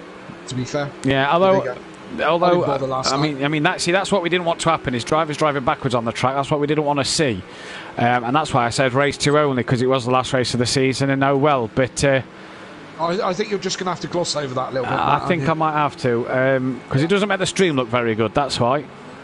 Yeah, because look at these two. Yeah, just as we wait for Andy to cross the line. Andy crosses the line now, and that will be the end of that one. Then who got the fastest lap of the race? 206, Yeah. 7 for Dan. Unorthodox gets the fastest lap of what the was the race. In record fact, he Andy, he's got the record. It was a 2:08, so he's got the record. So Dan's yeah. broken the record and has done what he needed to do, and that's the fastest lap for Unorthodox. And job done if you're Dan. Then going into this one, we'll get Dan, Disco, and BT Target in for an interview. We might get a word from D Biggs as well, because that is the constructors' title wrapped up. So we'll get a word from D Biggs as well, just before race 2. So don't go anywhere. Grab yourself a cup of coffee and go for a quick toilet break. We'll be back in a moment.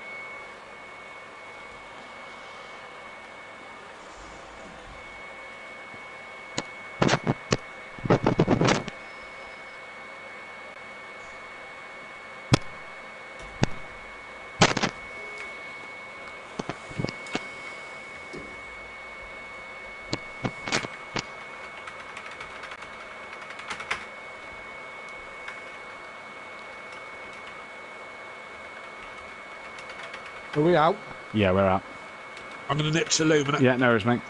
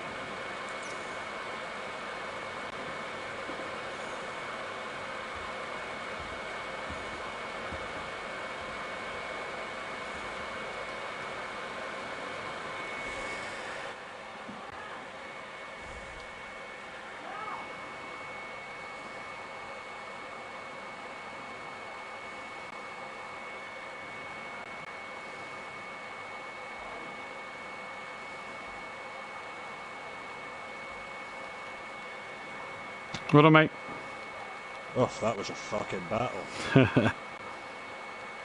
Well done, Paul. Cheers, boys. Well done. Well done, BT. Yeah, that was good racing, man. I really enjoyed that. Okay, who's this stranger upload in the chat? Dan, Biggs, congrats on the title, boys. Well done. Yeah, Cheers, mate. Well done, everyone. Who's this stranger in the chat at the minute? I don't recognise this D-Biggs95. Yeah, good stuff. Oh, I thought you were talking about John Travolta there. I feel a bit of an outsider. Can I have one, please, babe? Your fucking brother, I'll bastard kill him. Fucking pinging me invites every 5 seconds. Wanted a bastard kill him, fucking Al. cunt. That's not nice, is it? I'll drop it. He's the one who says I need to take it more serious and not joke about. Yeah, you're the one what pinged him in back. God knows how Yeah, many not like he was times streaming, was it, yeah? though? God bless them, man.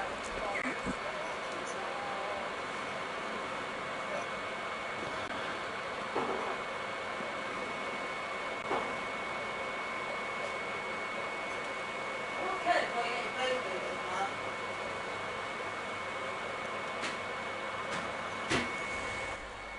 Tricky out there, isn't it? Cool. It really requires 100% concentration. Concentration, totally, yeah. I'll get it. For a second, BT, I thought you were catching me. I caught Monkey Boy at the wrong time. I caught him at the Yeah, top of going the up the hill. Yeah. I was like, oh shit. And then the start of the race, me, Fury, and Disco were separated like by nothing up and down the hill for like a lap or Really? two. That's awesome. It was a great opening couple of laps. I was shitting it. I was just like, Fury or Disco, just don't fucking drop it. How you please. didn't hit Disco when Disco hit Fury, I'll never fucking know. Because you all look like you all look like you were stuck together coming through turn 1. I'll never know how you all didn't touch, and Andy for that matter as well. Up back of you. Because Andy was right behind me. You was all And I that just fucking saw- close. I saw Fury go defensive, and I thought that's gonna fuck him over in a minute. That's gonna lunge him wide, and I just knew that was gonna happen. So I held back, and then Disco kind of got compromised as well because of Fury going deep. So I was just like, I'll just follow him through. Oh, I wasn't sure whether to lift and let Fury back through with me or what. Kelly, you need to join, mate. You know what? You can do probably Oh, just- sorry. yeah. I think it was more Fury's fault. He went deep. Disco, you need to join as well, bud. For the sake of it, but I think he'll see sense. I had nothing I could do, really done there. He braked and then came across the front of me. I'm on the outside. I can't go anywhere. Yeah. I did say on the stream it looked like you hit him, but I also said that you just can't tell from the stream. I did kind of tap him across the back end, but again I had nowhere because he took the shallow line. He was always going to come across the front of me, so I gave him a slight tap on the back and he went wide, but not enough to bugger him up. And whatever happened with him and Andy, I don't know. But He looked like he tried to hold it, floored it, and he came back across. Just lost it into the side. Andy wasn't. From my view, it looked fine. Yeah. Andy's always struggled here in the wet. Even in the Lamborghini, he hates this track in the wet. I've been doing practice here all week and it felt grand. And then just a couple of mistakes, clipping that wall coming down the mountain, and it was shit, spin it. That's where I lost all my time. That was pretty solid. You need to just join Disco, just waiting for you, I think. Oh, yeah, right. Sorry. Yeah, right. I was away there. I take it looks wet all the way in from now then. No, they'll be giving it away. Well, do you want to trade the Porsche in for a boat? Yeah. At least they both got the engine on the back. Yeah. I think, to be fair, that's what makes a Porsche good. It has got an engine in the back, and it's pretty much a boat. Flip it upside down, and there you go. Yeah, that's true. Absolutely. Drive it like a skipper. Yeah. What about fucking Mazda, Dan? Who? Mazda turned up into that lobby earlier and went, "Oh yeah," I said, "You're not racing, are you?" He went, "Yeah, I'm racing tonight." I repeat, who? Yeah, exactly. No, I won't need a car tomorrow. And no to the ACC to get World Endurance as well. Oh yeah, no, you can bollocks that. Yeah, I might need to get the bus up to school to pick James up. It's going to be sad.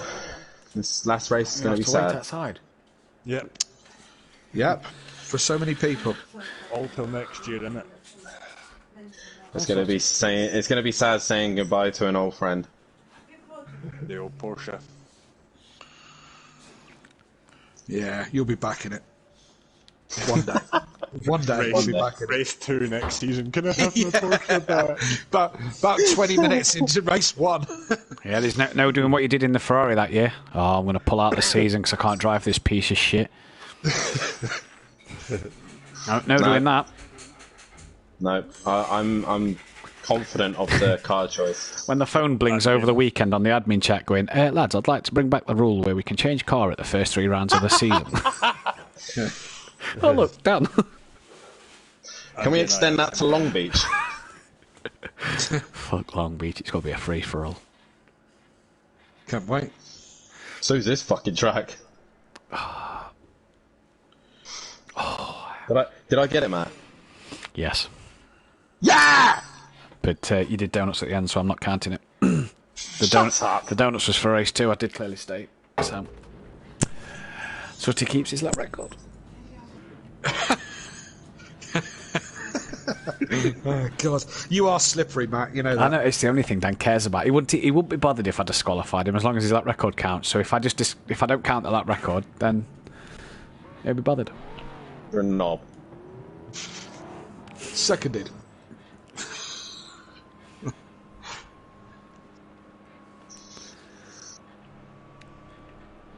Oh, we've lost Andy. He wants to get anything at the pole record. Right. Welcome back then, ladies and gentlemen, to SimPlay Motorsport. Final race of the season. And we're here live with the beautiful, beautiful sight of rain to start all of qualifying. And what looks to be here for race 2 as well. So the guys are going to have a tricky session this afternoon. Top 5 can't qualify. So Dan, BT Targa, Disco and Disco Face, Fury and D-Bigs cannot qualify for race 2. We hope to get Andy back in because he can become the all-time pole the person who's got the most pole positions here at SimPlay Motorsport. We'll start with Disco quickly then. That was a tough race. She was kind of everywhere on the podium at one stage. Yeah, it's pretty eventful. It's just Bathurst. It's just busy all the time.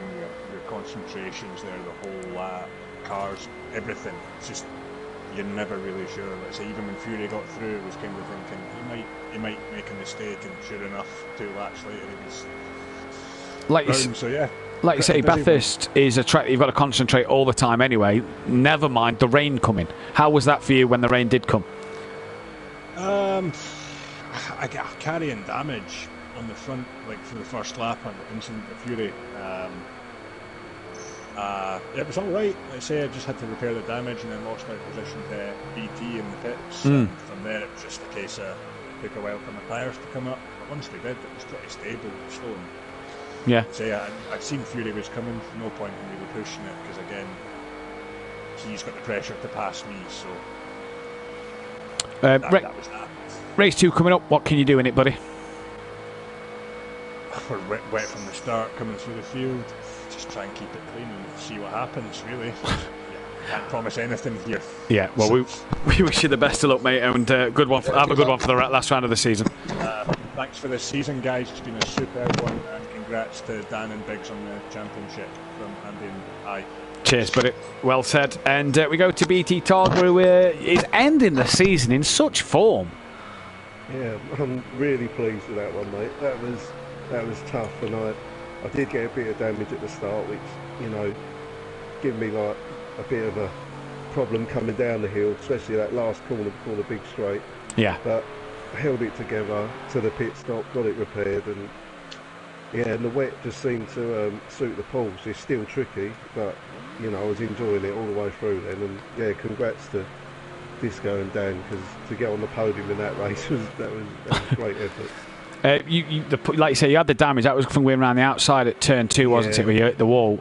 I was trying to give Disco as much room as I could, but once I hit that curve, it kind of dragged me into the wall. Yeah.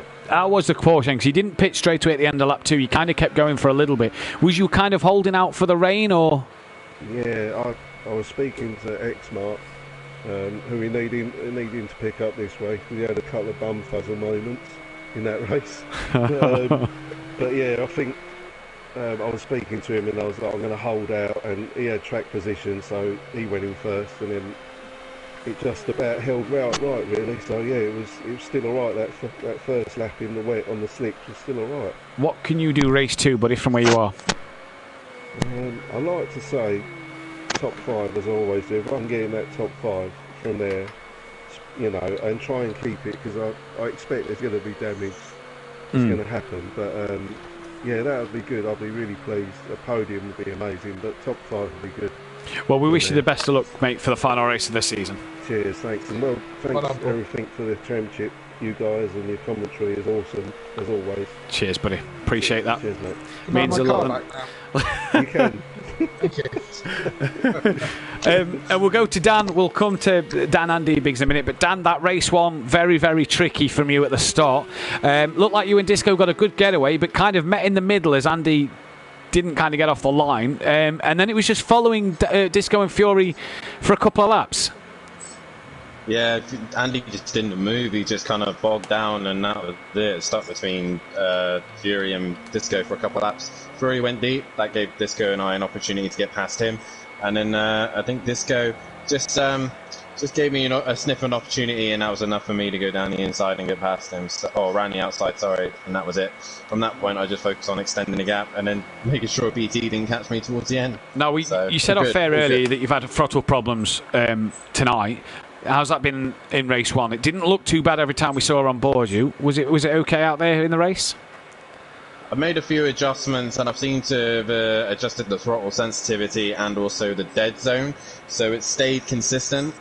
So yeah, it was working. Good. Basically. But in the wet, you probably don't want full throttle. No, that's right. What can you do race 2 from mid-pack, kind of where you are? What can you do from there? As well as congratulations on being hitting the milestone of 25 race wins. Ideal, sweet. Yeah. Just stay out of the way. Stay out of the way. I'm thinking maybe to take advantage of the pit window, maybe. But other than that, just kind of see where we end up lap 1, see where people are. I know some drivers are struggling to see where we are. Well, good luck for race 2. Congrats on the 25th race win. Sutty, you've still got the lap record because Dan did donuts and it was only allowed for race 2. So Sutty keeps his lap record. We'll get Biggs. We'll bring Biggs in here. We've not spoke to Biggs since round 1 this season. Yeah, exactly. Round That's one. your fault. That's your fault. Blame me all you want. I did say it. I brought up an old championship where me and Biggs participated, and Biggs dropped it, and I won the title. And since then, we've not seen Biggs back on the podium. So apologies, Dom, if that is my fault. But it's great to have you back in the commentary box. You and Dan are the Constructors Champions for 2 seasons in a row. It's been a tough year for yourself, but you've managed to chip away and help your teammate get another title. Yeah, he's done the bulk of the work, but I've chipped in at the back. What an awful season I've had. But we're looking forward to the next one. And we've said all season that you go from last year where you was Mr. Consistent, probably the best podium percentage rate without a race win or without many race wins compared to Dan and Gary, to this year, sort of like you say, fighting for that mid-pack sort of results in battles that you probably wouldn't have expected to be in yourself. It's been a tough year. What can you do going into next season? Obviously, rumours are dropping the Porsche, but that's not confirmed yet. Yeah, like you say, we're dabbling with other cars to see what we can come up with. Might be nice to have a change, fresh start, so we can play around with some setups. Like when I started with the Porsche, it's enjoyable when you find something with the setup. Yes, so that might bring the spark back. Can we get on the podium last race of the season? I wouldn't have thought so, but you never know. I love the confidence. Honestly, love it. Apologies for jinxing you for the season if that is the case, but no, nice to speak to you again, Dom. Dan, quick word from yourself on the constructors win. We've matched the Leachy legends. Now can we outdo them? That's all I'm going to say. Can we do what they couldn't do? Yeah. Well, I wouldn't pick the Renault, that's for sure. The Acura, that's not a bad shout. But I'll leave you to it. Good luck in the final race of the season. Good luck, guys. Seriously, though, Acura. Seriously. Yeah. What, like oh, well, as you said seriously, well, then we'll have to all pick it, won't we? Hey, that'd be nice on a Cora championship. That would be but nice to hear from Biggs again. Nice to speak to the top 3 on the podium. Biggs has had an absolute shocker of a season. If you've just joined us on SimPlay in this season, he's much better than that. He was a guy who last year, wasn't he? He was very rarely off the podium, and like had more podiums than Dan and Gary in terms of seconds and thirds. They just took more race wins, which helped their championship. Biggs was kind of second, third majority of the season. Very rarely, I think his lowest finish was 6th. But that was like very rare. Sometimes he'd get a 4th. Now, one man who's not going to beat the qualifying record tonight is this man. Well, no, wow, you say that. He still can get across the line. He's going to be across the line. He can still do it. He's making a lot of errors in this wet, and it's not looking like he's going to do it at the moment. Who's on track? Him and Peaceful. Peaceful's coming to the end of his lap. Everybody else is in the pit. So can Peaceful get one more run in? Sorry, Matt, just quickly, look at the last corner now. Is this what you were saying in race 1? Yeah. This is what it was like last night. Horrendous. It's sopping, absolutely like a river there. So that is going to be... it's not too bad to negotiate if you stay right up on the curb the best you can. Yeah. It's not too hard to negotiate, but it's a bit wetter out there this time. Where's Andy on track? So I would like to see... Up the mountain. Good, because I'd like to see how wet it is just after the chase. Well, Fury's just asked us a question. Did he close the gap to Andy? He did. The gap is 12 points between him and Andy now. BT Targa's pretty much cemented a 4th place. Gary has pretty much got 5th. But Disco is ahead of Sutty for 6th, but obviously no Sutty tonight. Biggs End goes 8th with Little Each Knife X-Mart 10th. And the way it's looking at Little Each out qualifying X-Mart in this one, looking for an extra point. And that's going to be Andy's lap pretty much done. He's not going to get that record this evening. Team Prolapse have pretty much outdone the Leachy losers in this one as well. Tables as they are. Still a few changes can happen. Peaceful then. He's on a last lap. What can he do? I don't know. I mean, Andy's car looked like it was handling like an angry, squealing pig. It was all over the shop. Do you know what I mean? So, and finally, it got the better of him, and it spun him round. So, Andy having an absolute shocker. He's still sat there at the side of the thing. I think he's just having a little cry there for a minute. You know, while he composes himself. Look, it's much wetter. You can see the small puddles all across the surface. This is much wetter than it was for race 1. We've lost. Oh no, I think Andy's just been retired as he was sat there in insufficient progress. Yeah. Apologies. As I said, I'm interested to see when we get down the bottom here because the puddle forms just on the braking, just to start the braking zone, just before the corner after the chase. So we come down the hill. This bit here is the chase as you go around this corner. PN Motorsports just called the last corner a small inland sea. Yeah, that's about right. And yeah, we couldn't see it that well from that angle. I should have gone on board. It doesn't look. I mean, look at the rain here. Now let's quickly.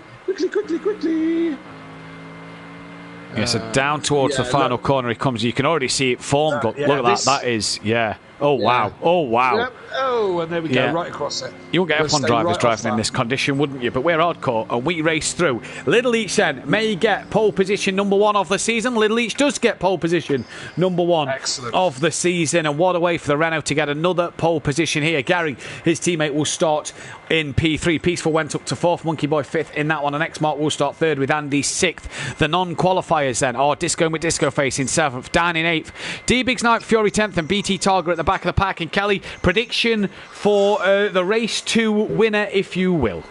Gary. Righto. That's random, wasn't it? It was just random. Based on... No, I'm going to change that, Little Leach. Based on track position is everything. It is ooding it down. Wow. You know, we race in the wet. We're not maggots. We race in the wet. So wow. Sorry, wow. That is Little Leach's second pole position in 4 seasons here at SimPlay Motorsport. That is only his second pole position. Wow. I thought he had more, but obviously not. No, obviously not. And Little Leach being one of the more consistent drivers, hasn't quite got the ultimate pace of his brother most of the time, but another very consistent driver. So and soon to be dad as well. Sorry, yes, absolutely, yes, quite right. Yeah, at the end, next month, I do believe he said. So when I was speaking to him the other day, so congrats to him and the missus on that one as soon-to-be parents for the first time. Obviously, we know Gary's a soon-to-be dad as well, but that one's a little later as we get towards season 5 then. But crucial starts here for all these drivers. I'm going to go Peaceful for the win because it's my last chance to give him a shout for the win, and he starts 4th. You mean this is the last chance you get to ruin his race? So yes. He'll be saying thanks for that, Matt. Yeah. Smithy says Gary for the win. Not a chance, says Gary.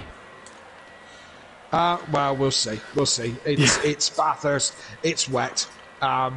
We'll see. I say I'm going Leachy as Little Leach because he's got track position. Yeah. It's raining and we're about to see it's raining. Going to go completely. And anything can happen. That last corner is going to be a nightmare. We'll keep our eyes on that though.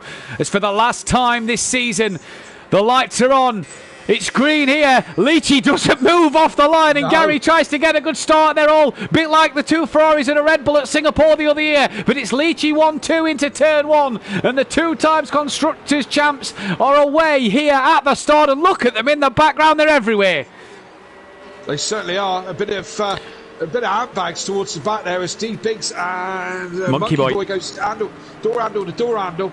And it's Gary into, not quite into P1. Look at these two going side by side into this corner. Gary's bested his brother on the brakes there and gone round the outside and leads this race then as Dan is down at the back trying to fight with Peaceful and BT Target. But I think Peaceful's dropped it. Sorry, Mike. Apologies that I've ruined your second race and final race of the year. But it's the Leachy Legends. Oh, what's happened here? Oh, there's something going carnage. on there. I don't know where it started. Oh, Biggs, Dan. With Biggs, by the looks of it. One of them, Biggs has clipped the wall there for sure. He scraped all down the left-hand side. I think Dan clipped the rear of him as well. Yeah. But Peaceful, you're not out of this because you're now back on the tail of this. Absolutely, and this man, Fury, is the net winner out of that lot. He got through it all as they all came to a standstill. I'll tell you who are the real winners, though, Kelly, is the front 3 because they've now got a 4-second gap to Fury. Absolutely. And we see the Renault's going great guns. This Renault is absolutely chalking up the stats, but they're all going to come to an end in about half an hour's time, and there'll be no new stats for the Renault for about 5 years. The Renault was going great guns as Little Leach was scraping the wall down the hill. Well, scraping the wall in second place. So fair enough. But he's got a Porsche, and your old Porsche, Nicky's old Porsche on the back of him this year, occupied by X-Mark. 23 people watching. Subscribe if you are new, like the chat, like the video, like the stream if you are here as well, if you haven't already. Let's get it to 23 likes by the end of tonight, because this is for the final season for Dan's Championship, for the Shake and Bake double. in the Porsche. They look to do what the Leachy boys didn't do and change car maybe and win the title for a third time. And it's Gary from Lidlich, from Xmart, Fury, Biggs, Dan, Andy, BT, Monkey Boy, Disco's dropped down the pack a bit, and Peaceful Explosion. And it's the rain the intensity of the rain, Kelly, has really picked up since race 1. It certainly has. It is absolutely persistent down, and as you can see, that big puddle at the. We're going to try and overtake into that big puddle. That's. Oh, it's not quite as bad yet, but it will get there. Who's that? That's Monkey Boy lost the rear, and Disco. Yeah. I think he was losing it as well. I don't think Disco was coming through.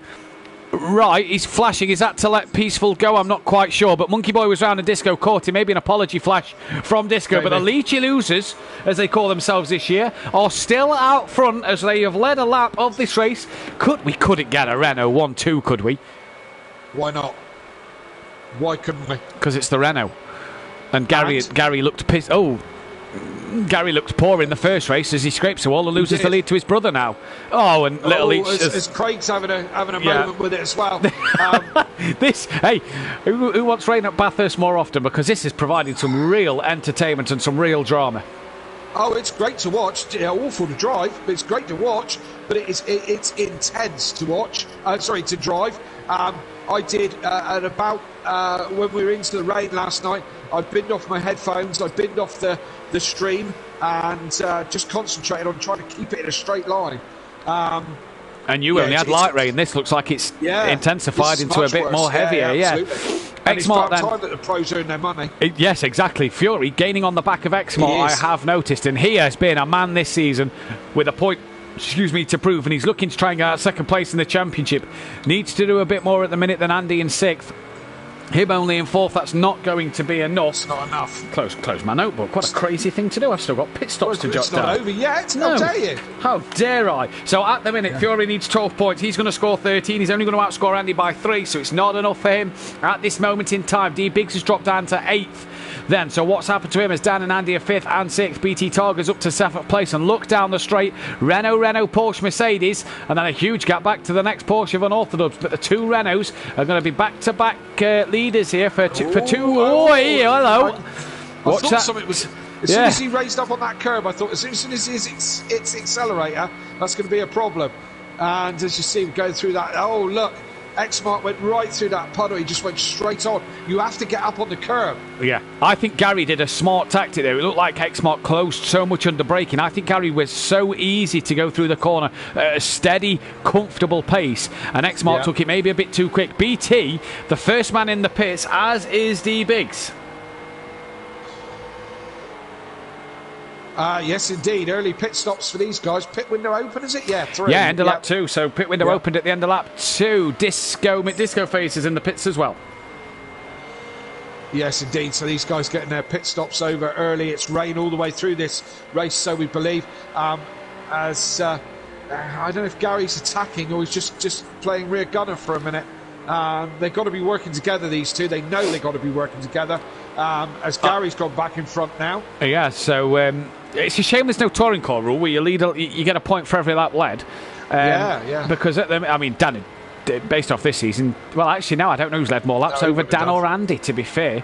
Because Andy's led a fair few laps. But Gary, though, has pulled away from his brother and teammate. But Xmart is now starting to feel the presence and the wrath of Fury and that Mercedes-Benz. But not only is this Bathurst and it's hard to overtake in the dry, it's soaking wet through. And where does Fury look for? Because anywhere you look for an advantage, there's a massive puddle on the inside. Yeah. You said in race 1 that the last corner is such a good overtaking manoeuvre. Yeah. That's kind of not anymore.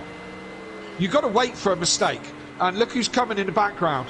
And you've got to wait for a mistake. You've got to stay close and wait for a mistake. I think that's the best way to do it. You know, you can look for a gap, but most people have made mistakes. And I think in these conditions, you know, you've just got to be patient, really. Smithy in the chat. I completely agree with that. Smithy in the chat saying he'll come down to Pro-Am at the moment. Only that Bozzy boy, because Mazda and Jamie dropped out. Mazda is to take a year's sabbatical and not race for next season. Plus, sign-ups have pretty much done, and if anybody else signs up, they're on a reserve list. So, Fury just giving Xmart a cheeky nudge up the rear. Now, does anybody else thinking of coming in and pitting? Not the front four. Xmart does. Dan's in. Oh, is Dan following? Right. Interesting tactic then there at the end of lap 3. As he removes all the cones. Nicely done from Dan Exmart and Dan in to the pit lane then. Andy's going to continue on his way because you see him there to the left-hand side of your screen. Or you did momentarily. So Dan and Exmart in. Where is Monkey Boy and Peaceful? They're going to continue on their merry way. Are they? Oh, good stop. Quick one. Oh, Quick good one stop. Dan. Yeah. But good one from Exmart, but quick one from Dan. He jumps Exmart in the pits. Yeah, now can the GQ Motorsport Mercedes-Benz get ahead of these two as they've just exited the final corner? I think Monkey Boy might jump. I mean, they've not pitted yet, but I think Monkey Boy might get himself ahead of these two. He's got himself ahead of Exmart, not Dan. Yeah. Yeah, and that's crucial for Dan because, again, track position. Yeah. Absolutely crucial. Absolutely crucial. Yeah, and Fury's had a mistake, you know. He's lost his rear wing. That's going to be huge damage. Huge damage. And does that play into the hands of the Leachy boys? It certainly does, who are still within half a second of each other. And Andy's retired? No, Andy's still going. He's P4. Oh, no. Andy's fourth. I'm looking at the race feed, and that's from qualifying. Yeah, that'll be from qualifying. No, Andy's still going. He's P4 at the moment. Fury's round.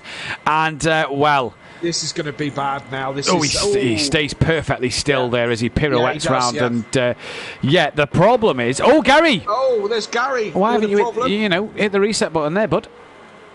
Gary had a... no, you can't now. It's going that's downhill. Oh, no, downhill, yeah. Yeah, no, we're coming down the hill. We're just towards the final corner. So Andy's now on the back of Gary. Little Leach leads this race once again. And Andy quietly going about his business. He's made himself up to the podium position. Yes, he has. And he's going to give Gary a really hard time. And Gary should have stayed a bit more in the middle of the track there because Andy's now got to run. Danny's on the grass. I think he hit a puddle there, Andy, because it sort of twitched it twitched right onto the grass as Andy comes in front of Gary now. That'll be job done. The BMW over the Renault. Renault sort of slouch in the slipstream, but Gary didn't have a slipstream there, so that's how Andy was able to breeze past and get the job done. I imagine we might see a Gary 131 enter the pit lane this lap, although from the looks of it, yes, late call. Yes, he does. Yes, late call. He does. Late call, yeah. Well, it's quite a weird one anyway. It kind of naturally is. Yeah, because you kind of left one late yesterday. I think race 1. You left one a little late, and it looked like, there's not really a lot of a pit entrance to cut, is it? Really? No, not really. Fury's in as well, which is no surprise. He's going to be in for a long one. Yeah, Fury's here for the duration. At the moment, Dan's going to come through. Dan's going to jump Gary, but Gary has had a spin. Let's not forget. Does Exmart get the jump on Gary? The one that we've got to watch is Dan to Andy and Dan to Little Leach. Little Leach mainly over Dan, as Dan then was behind Little Leach at the start of this one. He's obviously jumped Gary, but Gary had his moment coming down the hill. And Monkey Boy's jumped Gary as well, but Monkey Boy and Peaceful not yet pitted. I say he's got him. I mean, that Merc should outpull the Renault, although it's not doing, You say that. I mean, the Merc's got more power than the BMW, and the Merc, he's got damage with the looks at the front of that Merc, so that's probably why he's not breezed past him. But there goes Monkey Boy and Gary then. Gary up to P5. Izzy Slon, a podium hunt. Peaceful into the pits at the end of lap 4. And this man leads the way, Kelly. Still here, not doing a bad job.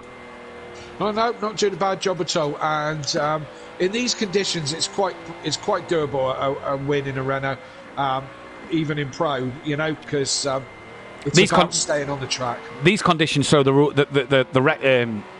notebook of who should win out the window, don't they? Not only does the track throw up that much that it's anybody's game, but when you then put these conditions into it, it really is anybody's game. Absolutely, and that's quite right. This track is unique. I mean, it's a fantastic track. It's one of those that's a natural challenge, and as I say, throw some rain in there as well. I mean, I don't think the Renaults around this track isn't too bad in the dry either. I mean, it's not got the ultimate pace, nothing like it, but the characteristics as Little Leach goes in the pits, the characteristics of the car does suit this track. Oh, You know? missed the pit entry line there. Went a bit deep as he braked to come into the pit lane. Not the pit entry line, messed up in the pit entry box itself. Tricky, it is tricky, and I imagine in the wet it's even trickier. Now needs a good stop. Peaceful's only just exited the pits as Andy then will take the lead of this race, and on he goes as you see him there, just trying to correct himself. Andy hasn't pitted yet, though, he hasn't pitted yet. There's Dan who has pitted, and Little Each is now away, so this is going to be close.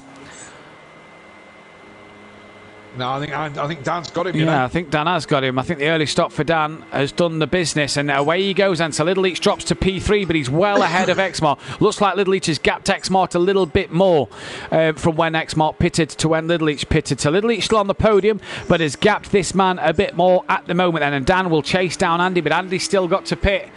As Monkey Boy's coming in for his stop now.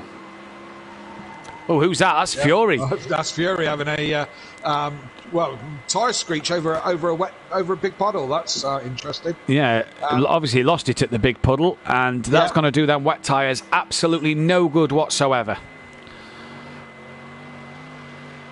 He's not looked as good this second race, has he? I say that. Look, he's on the grass again. Look. No, that Merc not performing quite so well in the wet. Is the Merc particularly bad in the wet? That's a good question. I've enjoyed it. I've never really seemed to struggle with it, but I know like Peaceful and Monkey Boy have, but they seem like they've struggled in the dry this season. BT Targa, he had a early stop. State of my car. BT Targa had an early stop, and he's on the back of Gary at the moment. And yes, the state of your car, it's awful. It is, isn't it? I mean, I'm going to take it off him. I am. Yeah, I mean, you're not using it next year, so... Well, no, true. This is true. Monkey Boy comes out the pits then, and his teammate, who is nearly a lap down to Dan, is coming down the chase and breaks into the chicane now. But this is the battle on track at the minute. Sorry, to Dan to Andy, because Andy leads this race so far. I think Little Each has had a moment because he was 3 seconds off the back of Dan. He's now defending from Xmart. So Prolapse versus Leachy losers here. These two, and then their teammates behind them battling for position. Yes, it's all go. Is it me, Kelly, or is it brightening up? It does look brighter. Is it due to stop raining? No. You know better than anyone. You know better than God himself. Well, yeah, this is true. In this case, yeah. It is meant to dry up at the end. Is it right? Oh, it is meant to go. It is meant to stop raining at the end. Did any of the drivers know that? I don't know. It sounds like a no to me. If they didn't check, then no. Well, there you go. Because this has been, let's not forget, this lobby's been set up since 4 yesterday on the online championships bit, because obviously because of the time difference between us and Bathurst, and the fact we was racing at early hours of the morning. I had to get this done yesterday at 4 p.m. our time, GMT, to have it ready for today. Your race was set 4 p.m. on Tuesday. Yes. So if you wasn't really looking at the weather around 4, 5, 6, 7 p.m. Tuesday evening, you wouldn't have really known your weather. If you wasn't doing the same thing Wednesday for Pro, they wouldn't have known their weather, as I've spilt my drink again. Again, well done. Yeah. Klutz. I was dropping everything yesterday. I've spilt my drink twice now today. It's going well. It's going brilliant. Brilliant. Halfway to this race, though, Kelly, and again, it's just kind of, with the lack of, with not 16 drivers, we're a bit spread out again. Yeah, and again, track position being everything, it's difficult to overtake. So this being the closest battle on track, but let's face it, Xmart is not really hassling the back of Craig, really. So he's probably just trying to hold on to the car, to be fair. But he's probably waiting for a mistake, so he can breeze on past for that podium position. So Andy is still yet to pit, and he's only 5 seconds ahead of Dan anyway, so the pit stop is going to... Dan was lapping Andy 3 seconds quicker last lap as well, look. So, I mean, Dan really coming at him. The only man in the 216s at the moment is Dan, so he's enjoying the portion of wet weather, going great guns, and we said before he likes this track. I think this was his preferred track for this. Oh, as we say that, he has a bit of a moment. Into the wall did he hit there, I saw? He did, yes, he did. Yeah, why you spoke a little bit like Yoda, I don't know. But yeah, he did have a little bit of a moment into the wall there. Was that Hayley laughing in the background? Yeah, there was Hayley laughing. She don't do that very often. So, yeah, you were a bit like, in the wall he was. You know, so kind of thing. With a Yoda with a Cornish accent, you know, so, yeah. No drama done, though, because he's some 15... Yeah, I'm going to miss you too, Kelly. I'm kind of like mixed emotions here in the commentary box tonight. BT Targa's lost out to Fury, so he's had a moment. Little Each has lost out to Xmart, so Xmart's gained up to P3 at the moment and is on the podium. And Dan gaining on Andy rapidly, unless he puts it in a wall.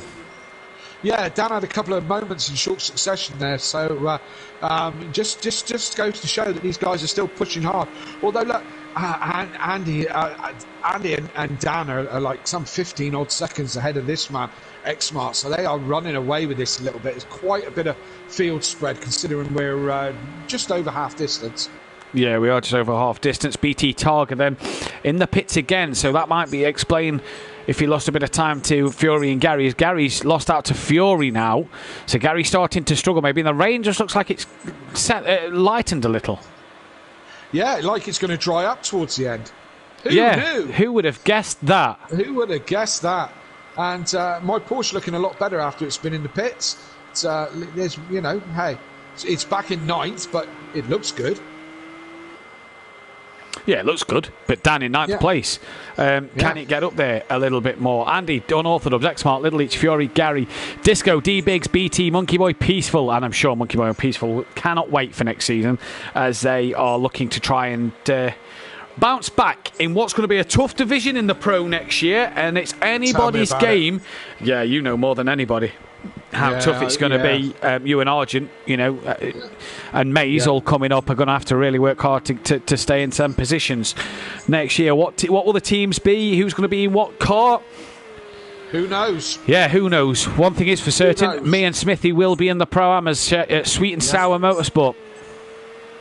Sweet and Sour in the Honda Acura thingy doofy dinkle. That's gonna, that much we do know. Yeah, that is the only thing that can be confirmed. But BT Targa now needs to press on to catch Biggs. Andy's still not pitted, and now has started to match Dan's pace a little bit. He's got to pit at the end of this lap as Andy, because the pit window closes at the end of this lap. So he's got to pit at the end of this, and the rain is really, I mean, it looks heavier there, but it does look a lot lighter on other camera angles. You see there, look, it's not as heavy on board, is it? No, it doesn't. No, it looks positively promising, doesn't it, to be drying up? Yeah, who would have knew? So if it's drying up towards the end, that's going to... Oh, Andy. Oh, and again, yeah. Oh, yeah, Haltech had all their sponsorship moment then. Yeah, and... what a shame for Andy, because he could have hung on for a P2, but that bit of damage, if he repairs it, may cost him a P2, P3 in this race. Little Each could yet be back on the podium. And just looking at the time... He's running quite a lot of fuel, isn't he? Still? I'd have said so, yes. Yeah. Maybe that makes the BMW a bit better in the wet by running heavy fuel. Yeah, he's matching Dan's pace, so it's obviously not affecting him. No. So, yeah... maybe that's what helps the BMW in the wet. Yeah, and maybe it keeps it, keeps it planted at the back end, a bit of weight in the tank, possibly. Yeah, we'll have to keep our eyes on that one going into the future. And if there is any other BMWs, we'll have to maybe keep our eyes on that as we go forward into Season 5, which will start the 12th and 13th of January. 5. Formula 1 2021 will kick off at Melbourne on the 9th of January. Join Unorthodox for that one, commentating as I take to the track on that one. And join us the 22nd of Jan for something special, the World Endurance Championship. That will mark Unorthodox' 100th competitive race at SimPlay Motorsport. What a race to do your 100th one. 6 hours of Silverstone. Yeah, it sounds like a nightmare. Sounds like an absolute nightmare. Andy's got to come in the pits now. This is why I've gone onto the bumper cab to show you this awful pit again. Oh yeah, don't worry about that chicane at all there, Andy. Look out for the barrier, look out for the tyre wall, look out for getting on the pit limiter before you get there. Oh, it's all right. Lovely you guys could join us. Yeah. Now, to how do the good pit stop. a stop does Andy get? Because Dan's now away. That is a lapped car of Peaceful Explosion in the background, so he's going to unlap himself from last place. Andy's lollipop was up. Keep your eye on Xmart and Lidleach in the background. Andy's away, and the rain's stopping. Looks pretty. Is it? Do we think we'll be on slicks by the end of the race? Oh, Xmart's round in the background. And that's going to give Lidleach P2, P3. And Andy has come out second place. It's looking like it. Oh, hang on. Lidleach isn't second place yet. He's side by side with Xmart. Can he go around the outside? They rub a little bit. Just enough of room left. And Andy's gone. And Lidleach third. And Andy then, good pit stop. Yes, indeed. Andy's definitely dragged himself back into contention on this one. I don't think he'll catch Dan in 4 laps unless Dan has a shocker, but certainly put himself in a strong position from where he started this race. So, been a good drive so far from Andy. It's been a very good drive indeed, especially after his race 1 disasters. And as we go forward then, on to lap 10 of 14. Has the rain stopped? It looks it, you know. It does, yeah. Yeah, can't hear any rain on the roof. So, yeah, the rain seems to have stopped then. So, will it dry up towards the end of this race? This is when it started raining for you guys yesterday. So, will it dry up by the end of this race? That's the question. I think it'll be wet till the end. Well, this is the question, isn't it? If it dries up as fast as it got wet last night, then people will be struggling on these tyres. So, we'll see. Oh, look, Little Leach has gone deep into that. It's so easy to do there as well. Disco's back into the pits as well, so that's not the best for him, as he's then going to end his night down the pack. I don't know if Monkey Boy's going to get to him now. He's coming out the pits. Oh no, Monkey Boy has just passed him actually. Go on, Little Leachy. Podium, says Smithy in the chat. As round down to the chase these come now. And the thing is, we're in Australia, so very, very warm temperatures. Yeah, which will help the drying of the track quite a lot. So let's say we'll see. We'll see if it dries out enough. It would be nice to give these guys a little bit more of an extra headache. Yes, it would, wouldn't it? But we'll have to wait and see. If it does dry out, I mean, who's really going to pit for the slicks with 3 laps to go? I don't really know, to be honest. I don't know if anybody would, to be fair. Depends on how bad the tyre wear is as you go ahead. Maybe nick a fastest lap, get an extra point at the end of the season. Yeah, maybe. That was a better line for Xmart there. I did tell him to do that, to get up on the curb, and it did help him, although ultimately not in the Little Leach just keeps going deep and manages to pull himself back out of it every time. He does indeed, and that is helping him just stay ahead of Xmart at the moment. And Xmart has nowhere really to go. You see the spray getting a bit less down this straight, although look at Xmart coming, 2 wheels on the grass. And we pan out now, and the spray getting less and less. Does Xmart get the job done up the inside of Little Leach? No, good on the brakes is that, Renault, so I'm told.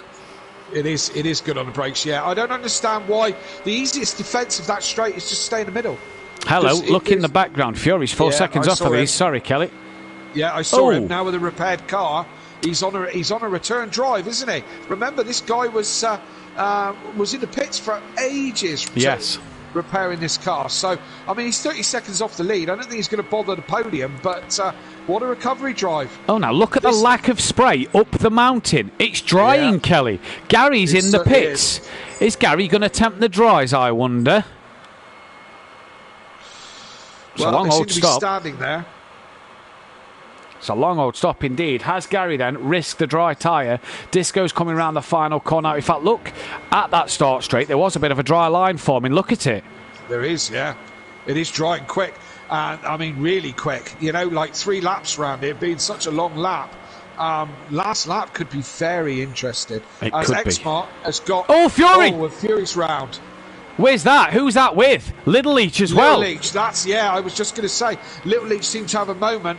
You could have hit the reset button there, if you've got one, of course. You don't have to have one. You don't have to assign one. No, exactly. So these two coming together. Was that Little Leach because they were close. Well, Exmart was close to Little Leach, wasn't he? I wonder if Little Leach has either dropped it on his own or him and Exmart have had a bit of an altercation. Fury was about 4 seconds behind when we went on earlier.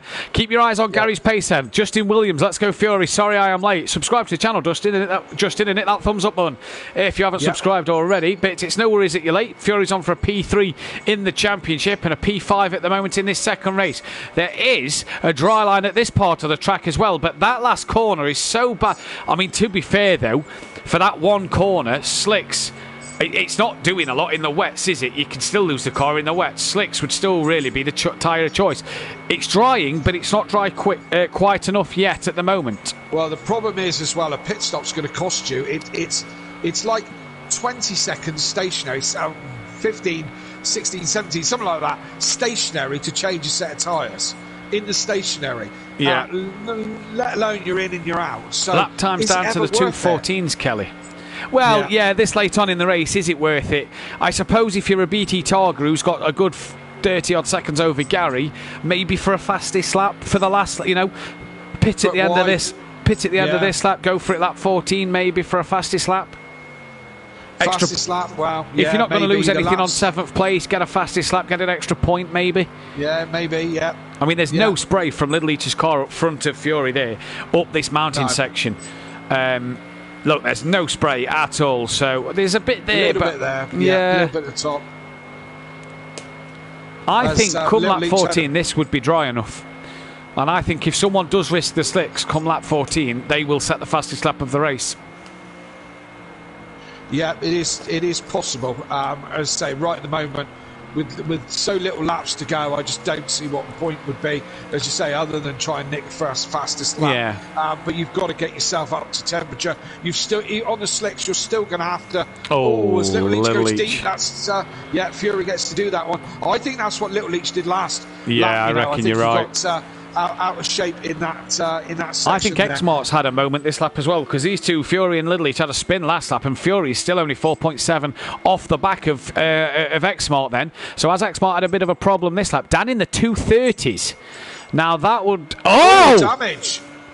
Peaceful in the pits. Is he going for the slicks? Dan has got 2 laps at 2 minute 10, 2 minute 15 easily a lap here with no rear wing. Hello. Yeah, that's he's got to be weighing that one up, hasn't he? I mean, lap and a half to go. I'd keep going. Take my chances. You say lap and a half, but this is the part of the lap. This is the half the lap he's got to do now, which is the real struggle. Yeah, absolutely. But he's got 12 seconds in hand. He's got 12 seconds. He could lose 6 a lap.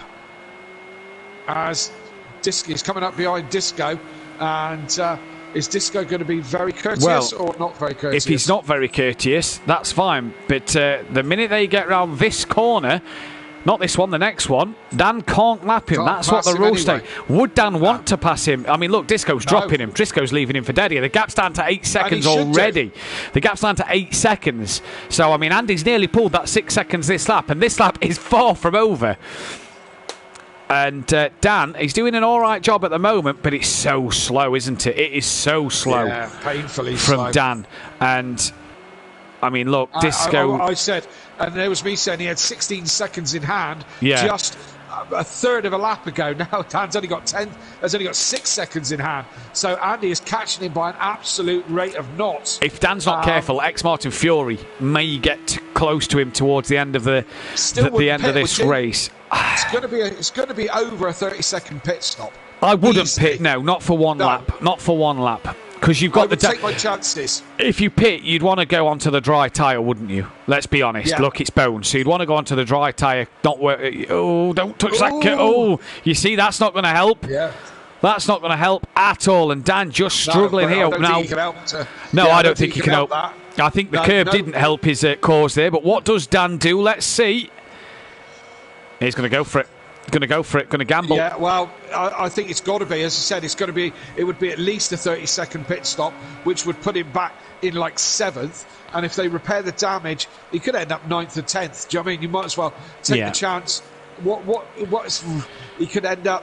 He's going to lose a race win. That's, I think, a fact. Andy is under 4 seconds to him now on a 2 minute. 2 minute 26 for Dan last lap. Andy gained 12 seconds on that last lap, and he was 16 seconds behind at the start of the last lap. He gained 12 seconds. Xmark gained 12 seconds. Fury gained 13 seconds. Xmark's only 12 seconds behind Dan and gained 12 on the last lap. Oh, oh, indeed. Biggs has got past Little Leach, so the Leachy loser, Little Leach has dropped back another place as D Biggs gets past. And if Dan has a lap from hell, he could lose a podium here, but keep hold of P4 would be a good result for Dan, though. In this one, with big rear damage on a 2 minute 15 lap track, with the track drying out here. Fury in the 2:13s. That's probably going to be the fastest lap unless anybody can beat that next time around. Then Dan's got a lot of work to do. The gap's now 1 second. There is Andy, there is Dan. Andy will notice that VW Beetle has no rear spoiler, and that Dan is doing a cracking job of keeping it going. Dan is a sitting duck down the chase. Absolutely, if he even gets that far. Yeah, Dan's a sitting duck here, if you ask me. Look, Andy, though, just cannot get past because of the fact there is nowhere to overtake here. No, he doesn't. He doesn't need to. He needs to be patient. He knows will be able to nail him down the straight. He knows he's got it at the chase, doesn't he? He knows he's got it. And it's just a matter of get round this corner and don't drop it. And Andy hasn't dropped it. And round the final part of the mountain he comes. And for the final time this season, they're going to come down the chase and come down the back straight. And this BMW is going to fly past Dan. Kind of. Nearly. Grass. Grass, Andy. Brave as. I mean, the way he chucked that to the left, he could have easily have dropped that. Could easily. I would have dropped that. That would have been me out of that. Yeah, probably. Yeah, I'd have probably been the same thing. Dan, then, second place. It is going to be Andy for the final time, who is going to come home to win the last race of the season. And what a season he has had. I mean, it's not done yet. The gap's only 1.5, and he's got to get through this gigantic puddle at the last corner.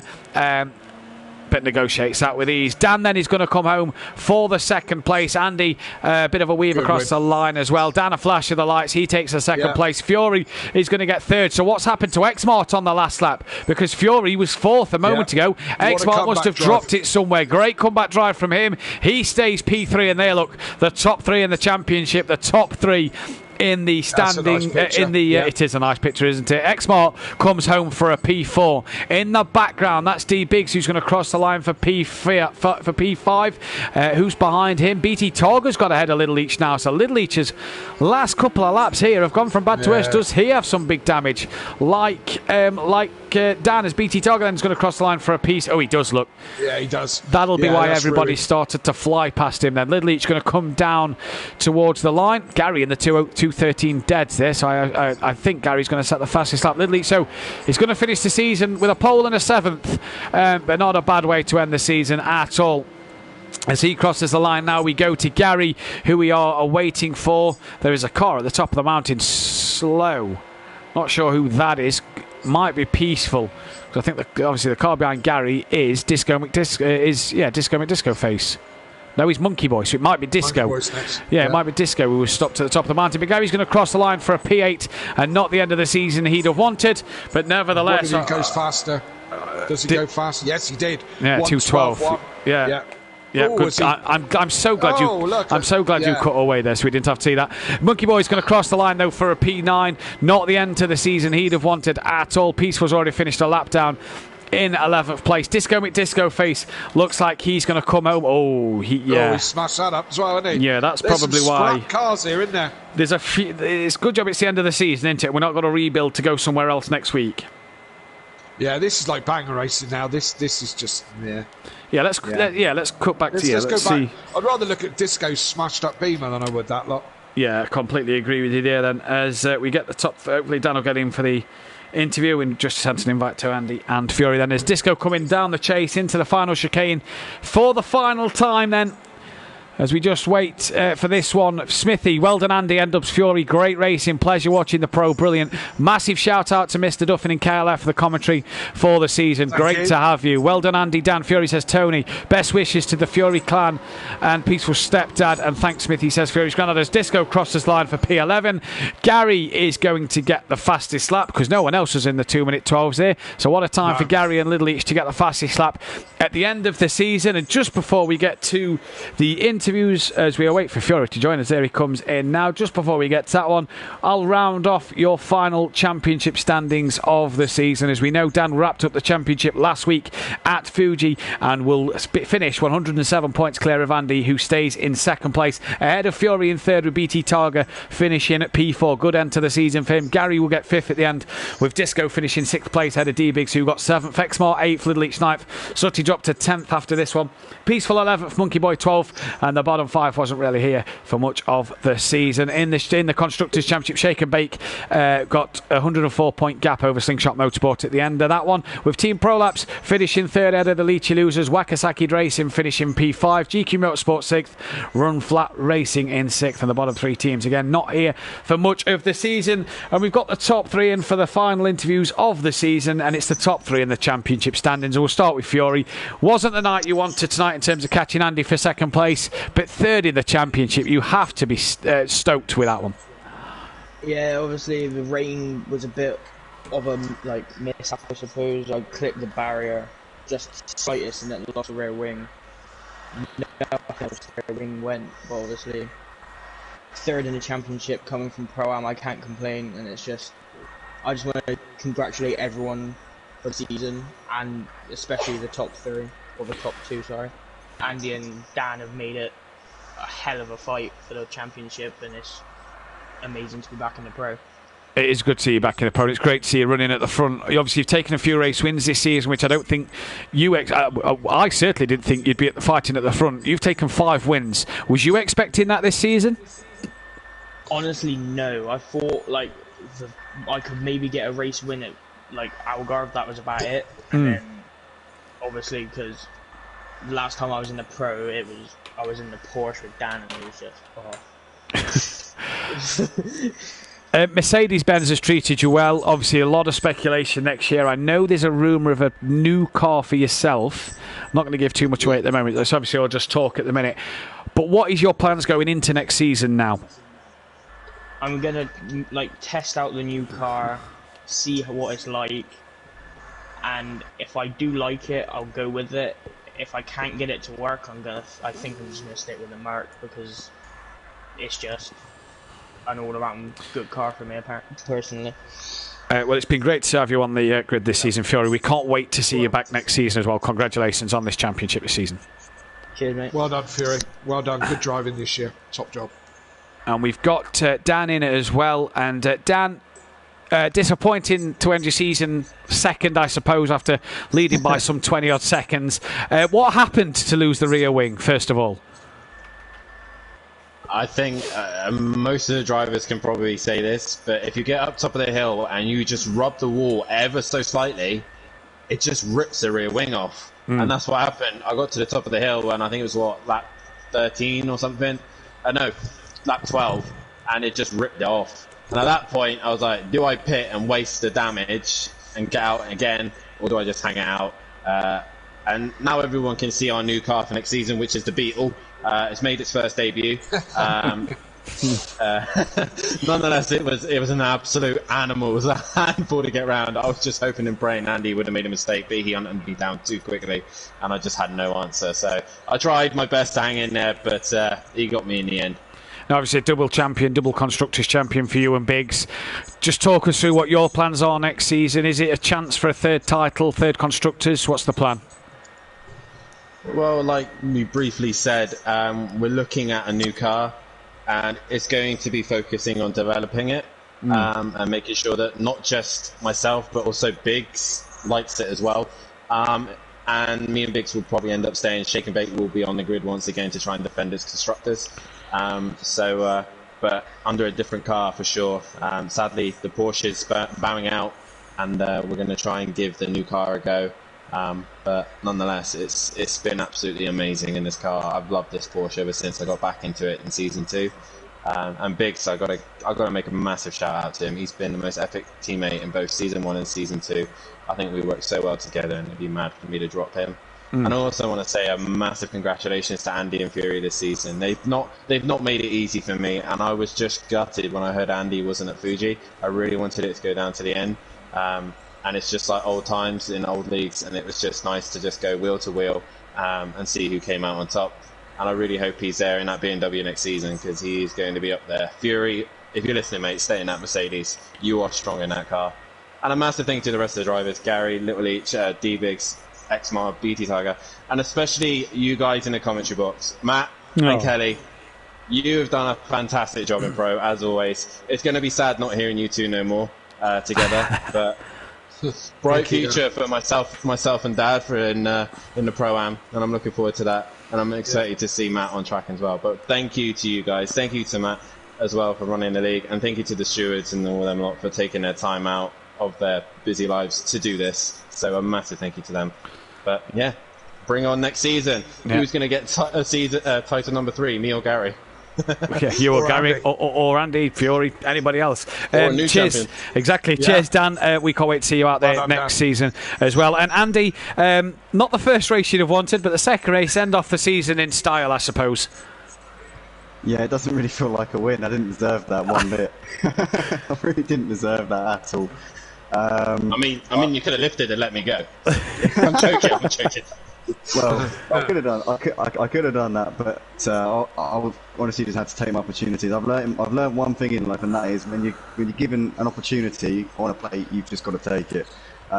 So I couldn't let off. But yeah, honestly, those last couple of laps were a little bit tense because my teammate Disco had just been lapped by Dan, and he was right behind him when Dan had the moment. So that Disco was saying to me in the party chat, Dan's lost it, he's lost his rear wing. I remember the gap was coming down little bits, a couple of seconds in a sector, and I was saying to him, are you sure he's lost his rear wing? Are you sure it wasn't something else? Are you sure it's his rear wing that's come off? And Disco was like, yep, definitely his rear wing. He's going to be really slow. And I was like, okay, alright. I just need to keep calm. I need to not get ahead of myself and just slowly pick him up, because if he has lost his rear wing, he's going to be really slow. First lap I think lap 13 I gained about 12 seconds on him, and I started to realise then that the wind was on. The gap was 5 seconds to start of the last lap. And then we got to the mountain top last lap, and I knew that I didn't want to just go for a dive up the inside. All I needed to do was wait for the chase, because I knew that he would be twitching all over the place and wouldn't be able to keep the thing in a straight line. So I knew that was going to be the opportunity to get it done, was down the chase. Yeah. So just waited for that moment, and breezed past him and took the win. But that definitely didn't deserve that win, so it's a bit of a gilt-edged victory, if I'm honest with you. But I'm just glad to take second place in the championship, because I know Fury was coming for me at the end, especially after last week missing Fuji. That could have been the nail in me getting P2. But yeah, I'm just glad to have seen that one out. It's been great battling Dan and Fury all season. It's kind of been the three of us occupying podiums most of the time. It's been an absolute joy to race wheel to wheel with both of them throughout this season. Yeah. And Disco as well has been up there, in some of the races, so it's always good to go when Disco's up there with us. But yeah, all in all, just got to say congratulations to Dan on an amazing season. I sent yourself, Matt, and also Dan a message last week, just congratulating you on what you've got here with SimPlay, and it's amazing to see how far it's come since we started doing the comp together back in season 1. It's brilliant. It's really great to see. Thanks for the kind words as well, Andy. Honestly, it means a lot. Going into next season, is the BMW staying? Is new cars being looked at for next year? What's the plan going forward? Obviously, you've come that close this season. You've got that second place. The step forwards not too far away. What's the car to bring you home, or is there a refueling test? It's definitely going to be a case of stick with this one, because I don't need to change it. There's no need to switch up. It's be the first time that I've done more than one season with the same car, because I started off in the Lambo, then moved to the Ginetta obviously last season. Every season I've switched car, so it'd be really cool to try and hone my skills in the same manufacturer for a change. So yeah, definitely sticking with the Beamer. As far as I know, this goes on for next season, so we'll be back trying to stake a claim once again. And with Dan and Biggs in a new car, there could be some teething issues there, so I'll look to try and kick on at the start and really put them under pressure. Well, we can't wait to see you out there on track next season. Thanks to the top 3 who finished in the championship. Thanks to all the drivers who participated this season and finished where they did in the championship. Kelly, final words from yourself? Well, we're not even at final words, are we? We've got a bit of housekeeping to do. Driver of the day, driver of the season. Yes, true. This is fair point. Let's go for it. Driver of the day? Driver of the day. Yeah, come back to me on that one. I'm not quite sure. Fury did well. Yeah, I'm going to pick Fury as my driver of the season. That much I know. Yes, I'm going to pick Fury for driver of the season as well. Yeah, I think he's done a cracking job to come from Pro-Am and to do as well as he's done. He's really impressed me. So he's going to take my driver of the season, that's for certain sure. Driver of the day, after you. You tell me what you think. D. Biggs took a pair of 5th places, and after his torrid season he's had, I'm going to give D. Biggs the driver of the day. Okay, well, I'm going to say Fury because he come back. Although, got to say, Andy's second race. I mean, he was in dire straits at the beginning of that to come back and win. Although, he's saying he's guilty about the wing. Well, Andy, take it, just have it. It takes a whole race to make up a result, doesn't it? And other people's misfortune is what happens, and it happens to us all. So, I still think it's between Andy and Fury for me. Well, there we go then. So Andy, Fury and D. Biggs for driver of the day. Fury for driver of the season by me and Kelly Little, each saying Fury driver of the day in the chat as well. Thanks to all the kind words out there from Peaceful, PN Motorsport, Disco, Fury's granddad, Little Each, Gary in the chat as well. Roll on season 5. It starts the 12th of January and we are looking forward to it. Also stay tuned, 9th of Jan. For the Formula 1 2021 season and the World Endurance starting the 22nd of January. The calendar's been released for that one already. Sign-up sheets will go out over the weekend, so make sure you stick around and keep your eyes on that. That is going to be an exciting series to be a part of. Kelly, though, final words from yourself on what's been a great night and a great season. Absolutely, a fantastic season, Pro-Am. There's been some great racing, and those people who've been new to the league, or even sticking around, tell your friends for season 5 because it's going to hot up again. It's a change. We're going to have a change because this partnership is coming to an end for the foreseeable future. 2.5 seasons together commentating. I've thoroughly enjoyed your company, Matt, and I think we've had some really great laughs. And we'll be back. Commentating on some fantastic racing. And we got the opportunity to meet person to person this year. So thank you ever so much, Matt. Much enjoyed being a part of this team, but it's all changed for next season and new exciting prospects. New exciting prospects indeed, and Sweet and Sticky will be back in your box in the future. Be sure of that one. But yes, I'll be taking to the track in Pro-Am next year, teaming up with Smithy. Keep tuned for that one. Keep tuned for the pro guys as well. It'll be the Davis boys in your box on a Wednesday night. I'll have to find a commentator for Thursday night. And on your track on a Thursday night. Keep your eyes out for that. New driver lineups, new teams, new cars, new lineups in the commentary box, new races next season. We look forward to season 5. Keep your eyes out over the December period for some fun and special events coming your way over this December period.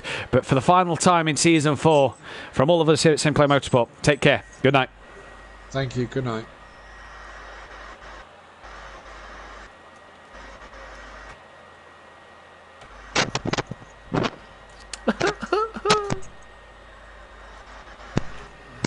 And that, as they would say, is that. That is a wrap. Fuck me, if I keep that on track, I will never know.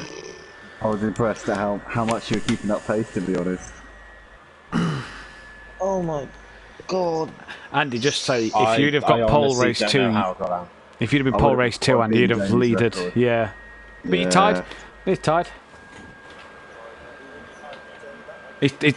No, Jamie's not back now.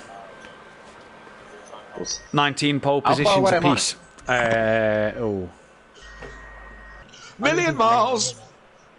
I'm not far. I got 2 at Fuji. Tonight was the only time in the whole season where I've been able to qualify for the second race. So it was like it was almost like it was meant to be, except it wasn't. Did you you're on 12, see Fuji? Okay, I'm quite away. Did you see the first race at Fuji, Andy? I saw bits of it. I saw you. I fucked it up. You win the second race, but I saw like something happened in the first, didn't it? Yeah, I dropped it in the bits. Dan, look at what I've done. I didn't know what happened. I saw the results. I was checking to see how Disco did. The one night you didn't turn up is the night I fuck up.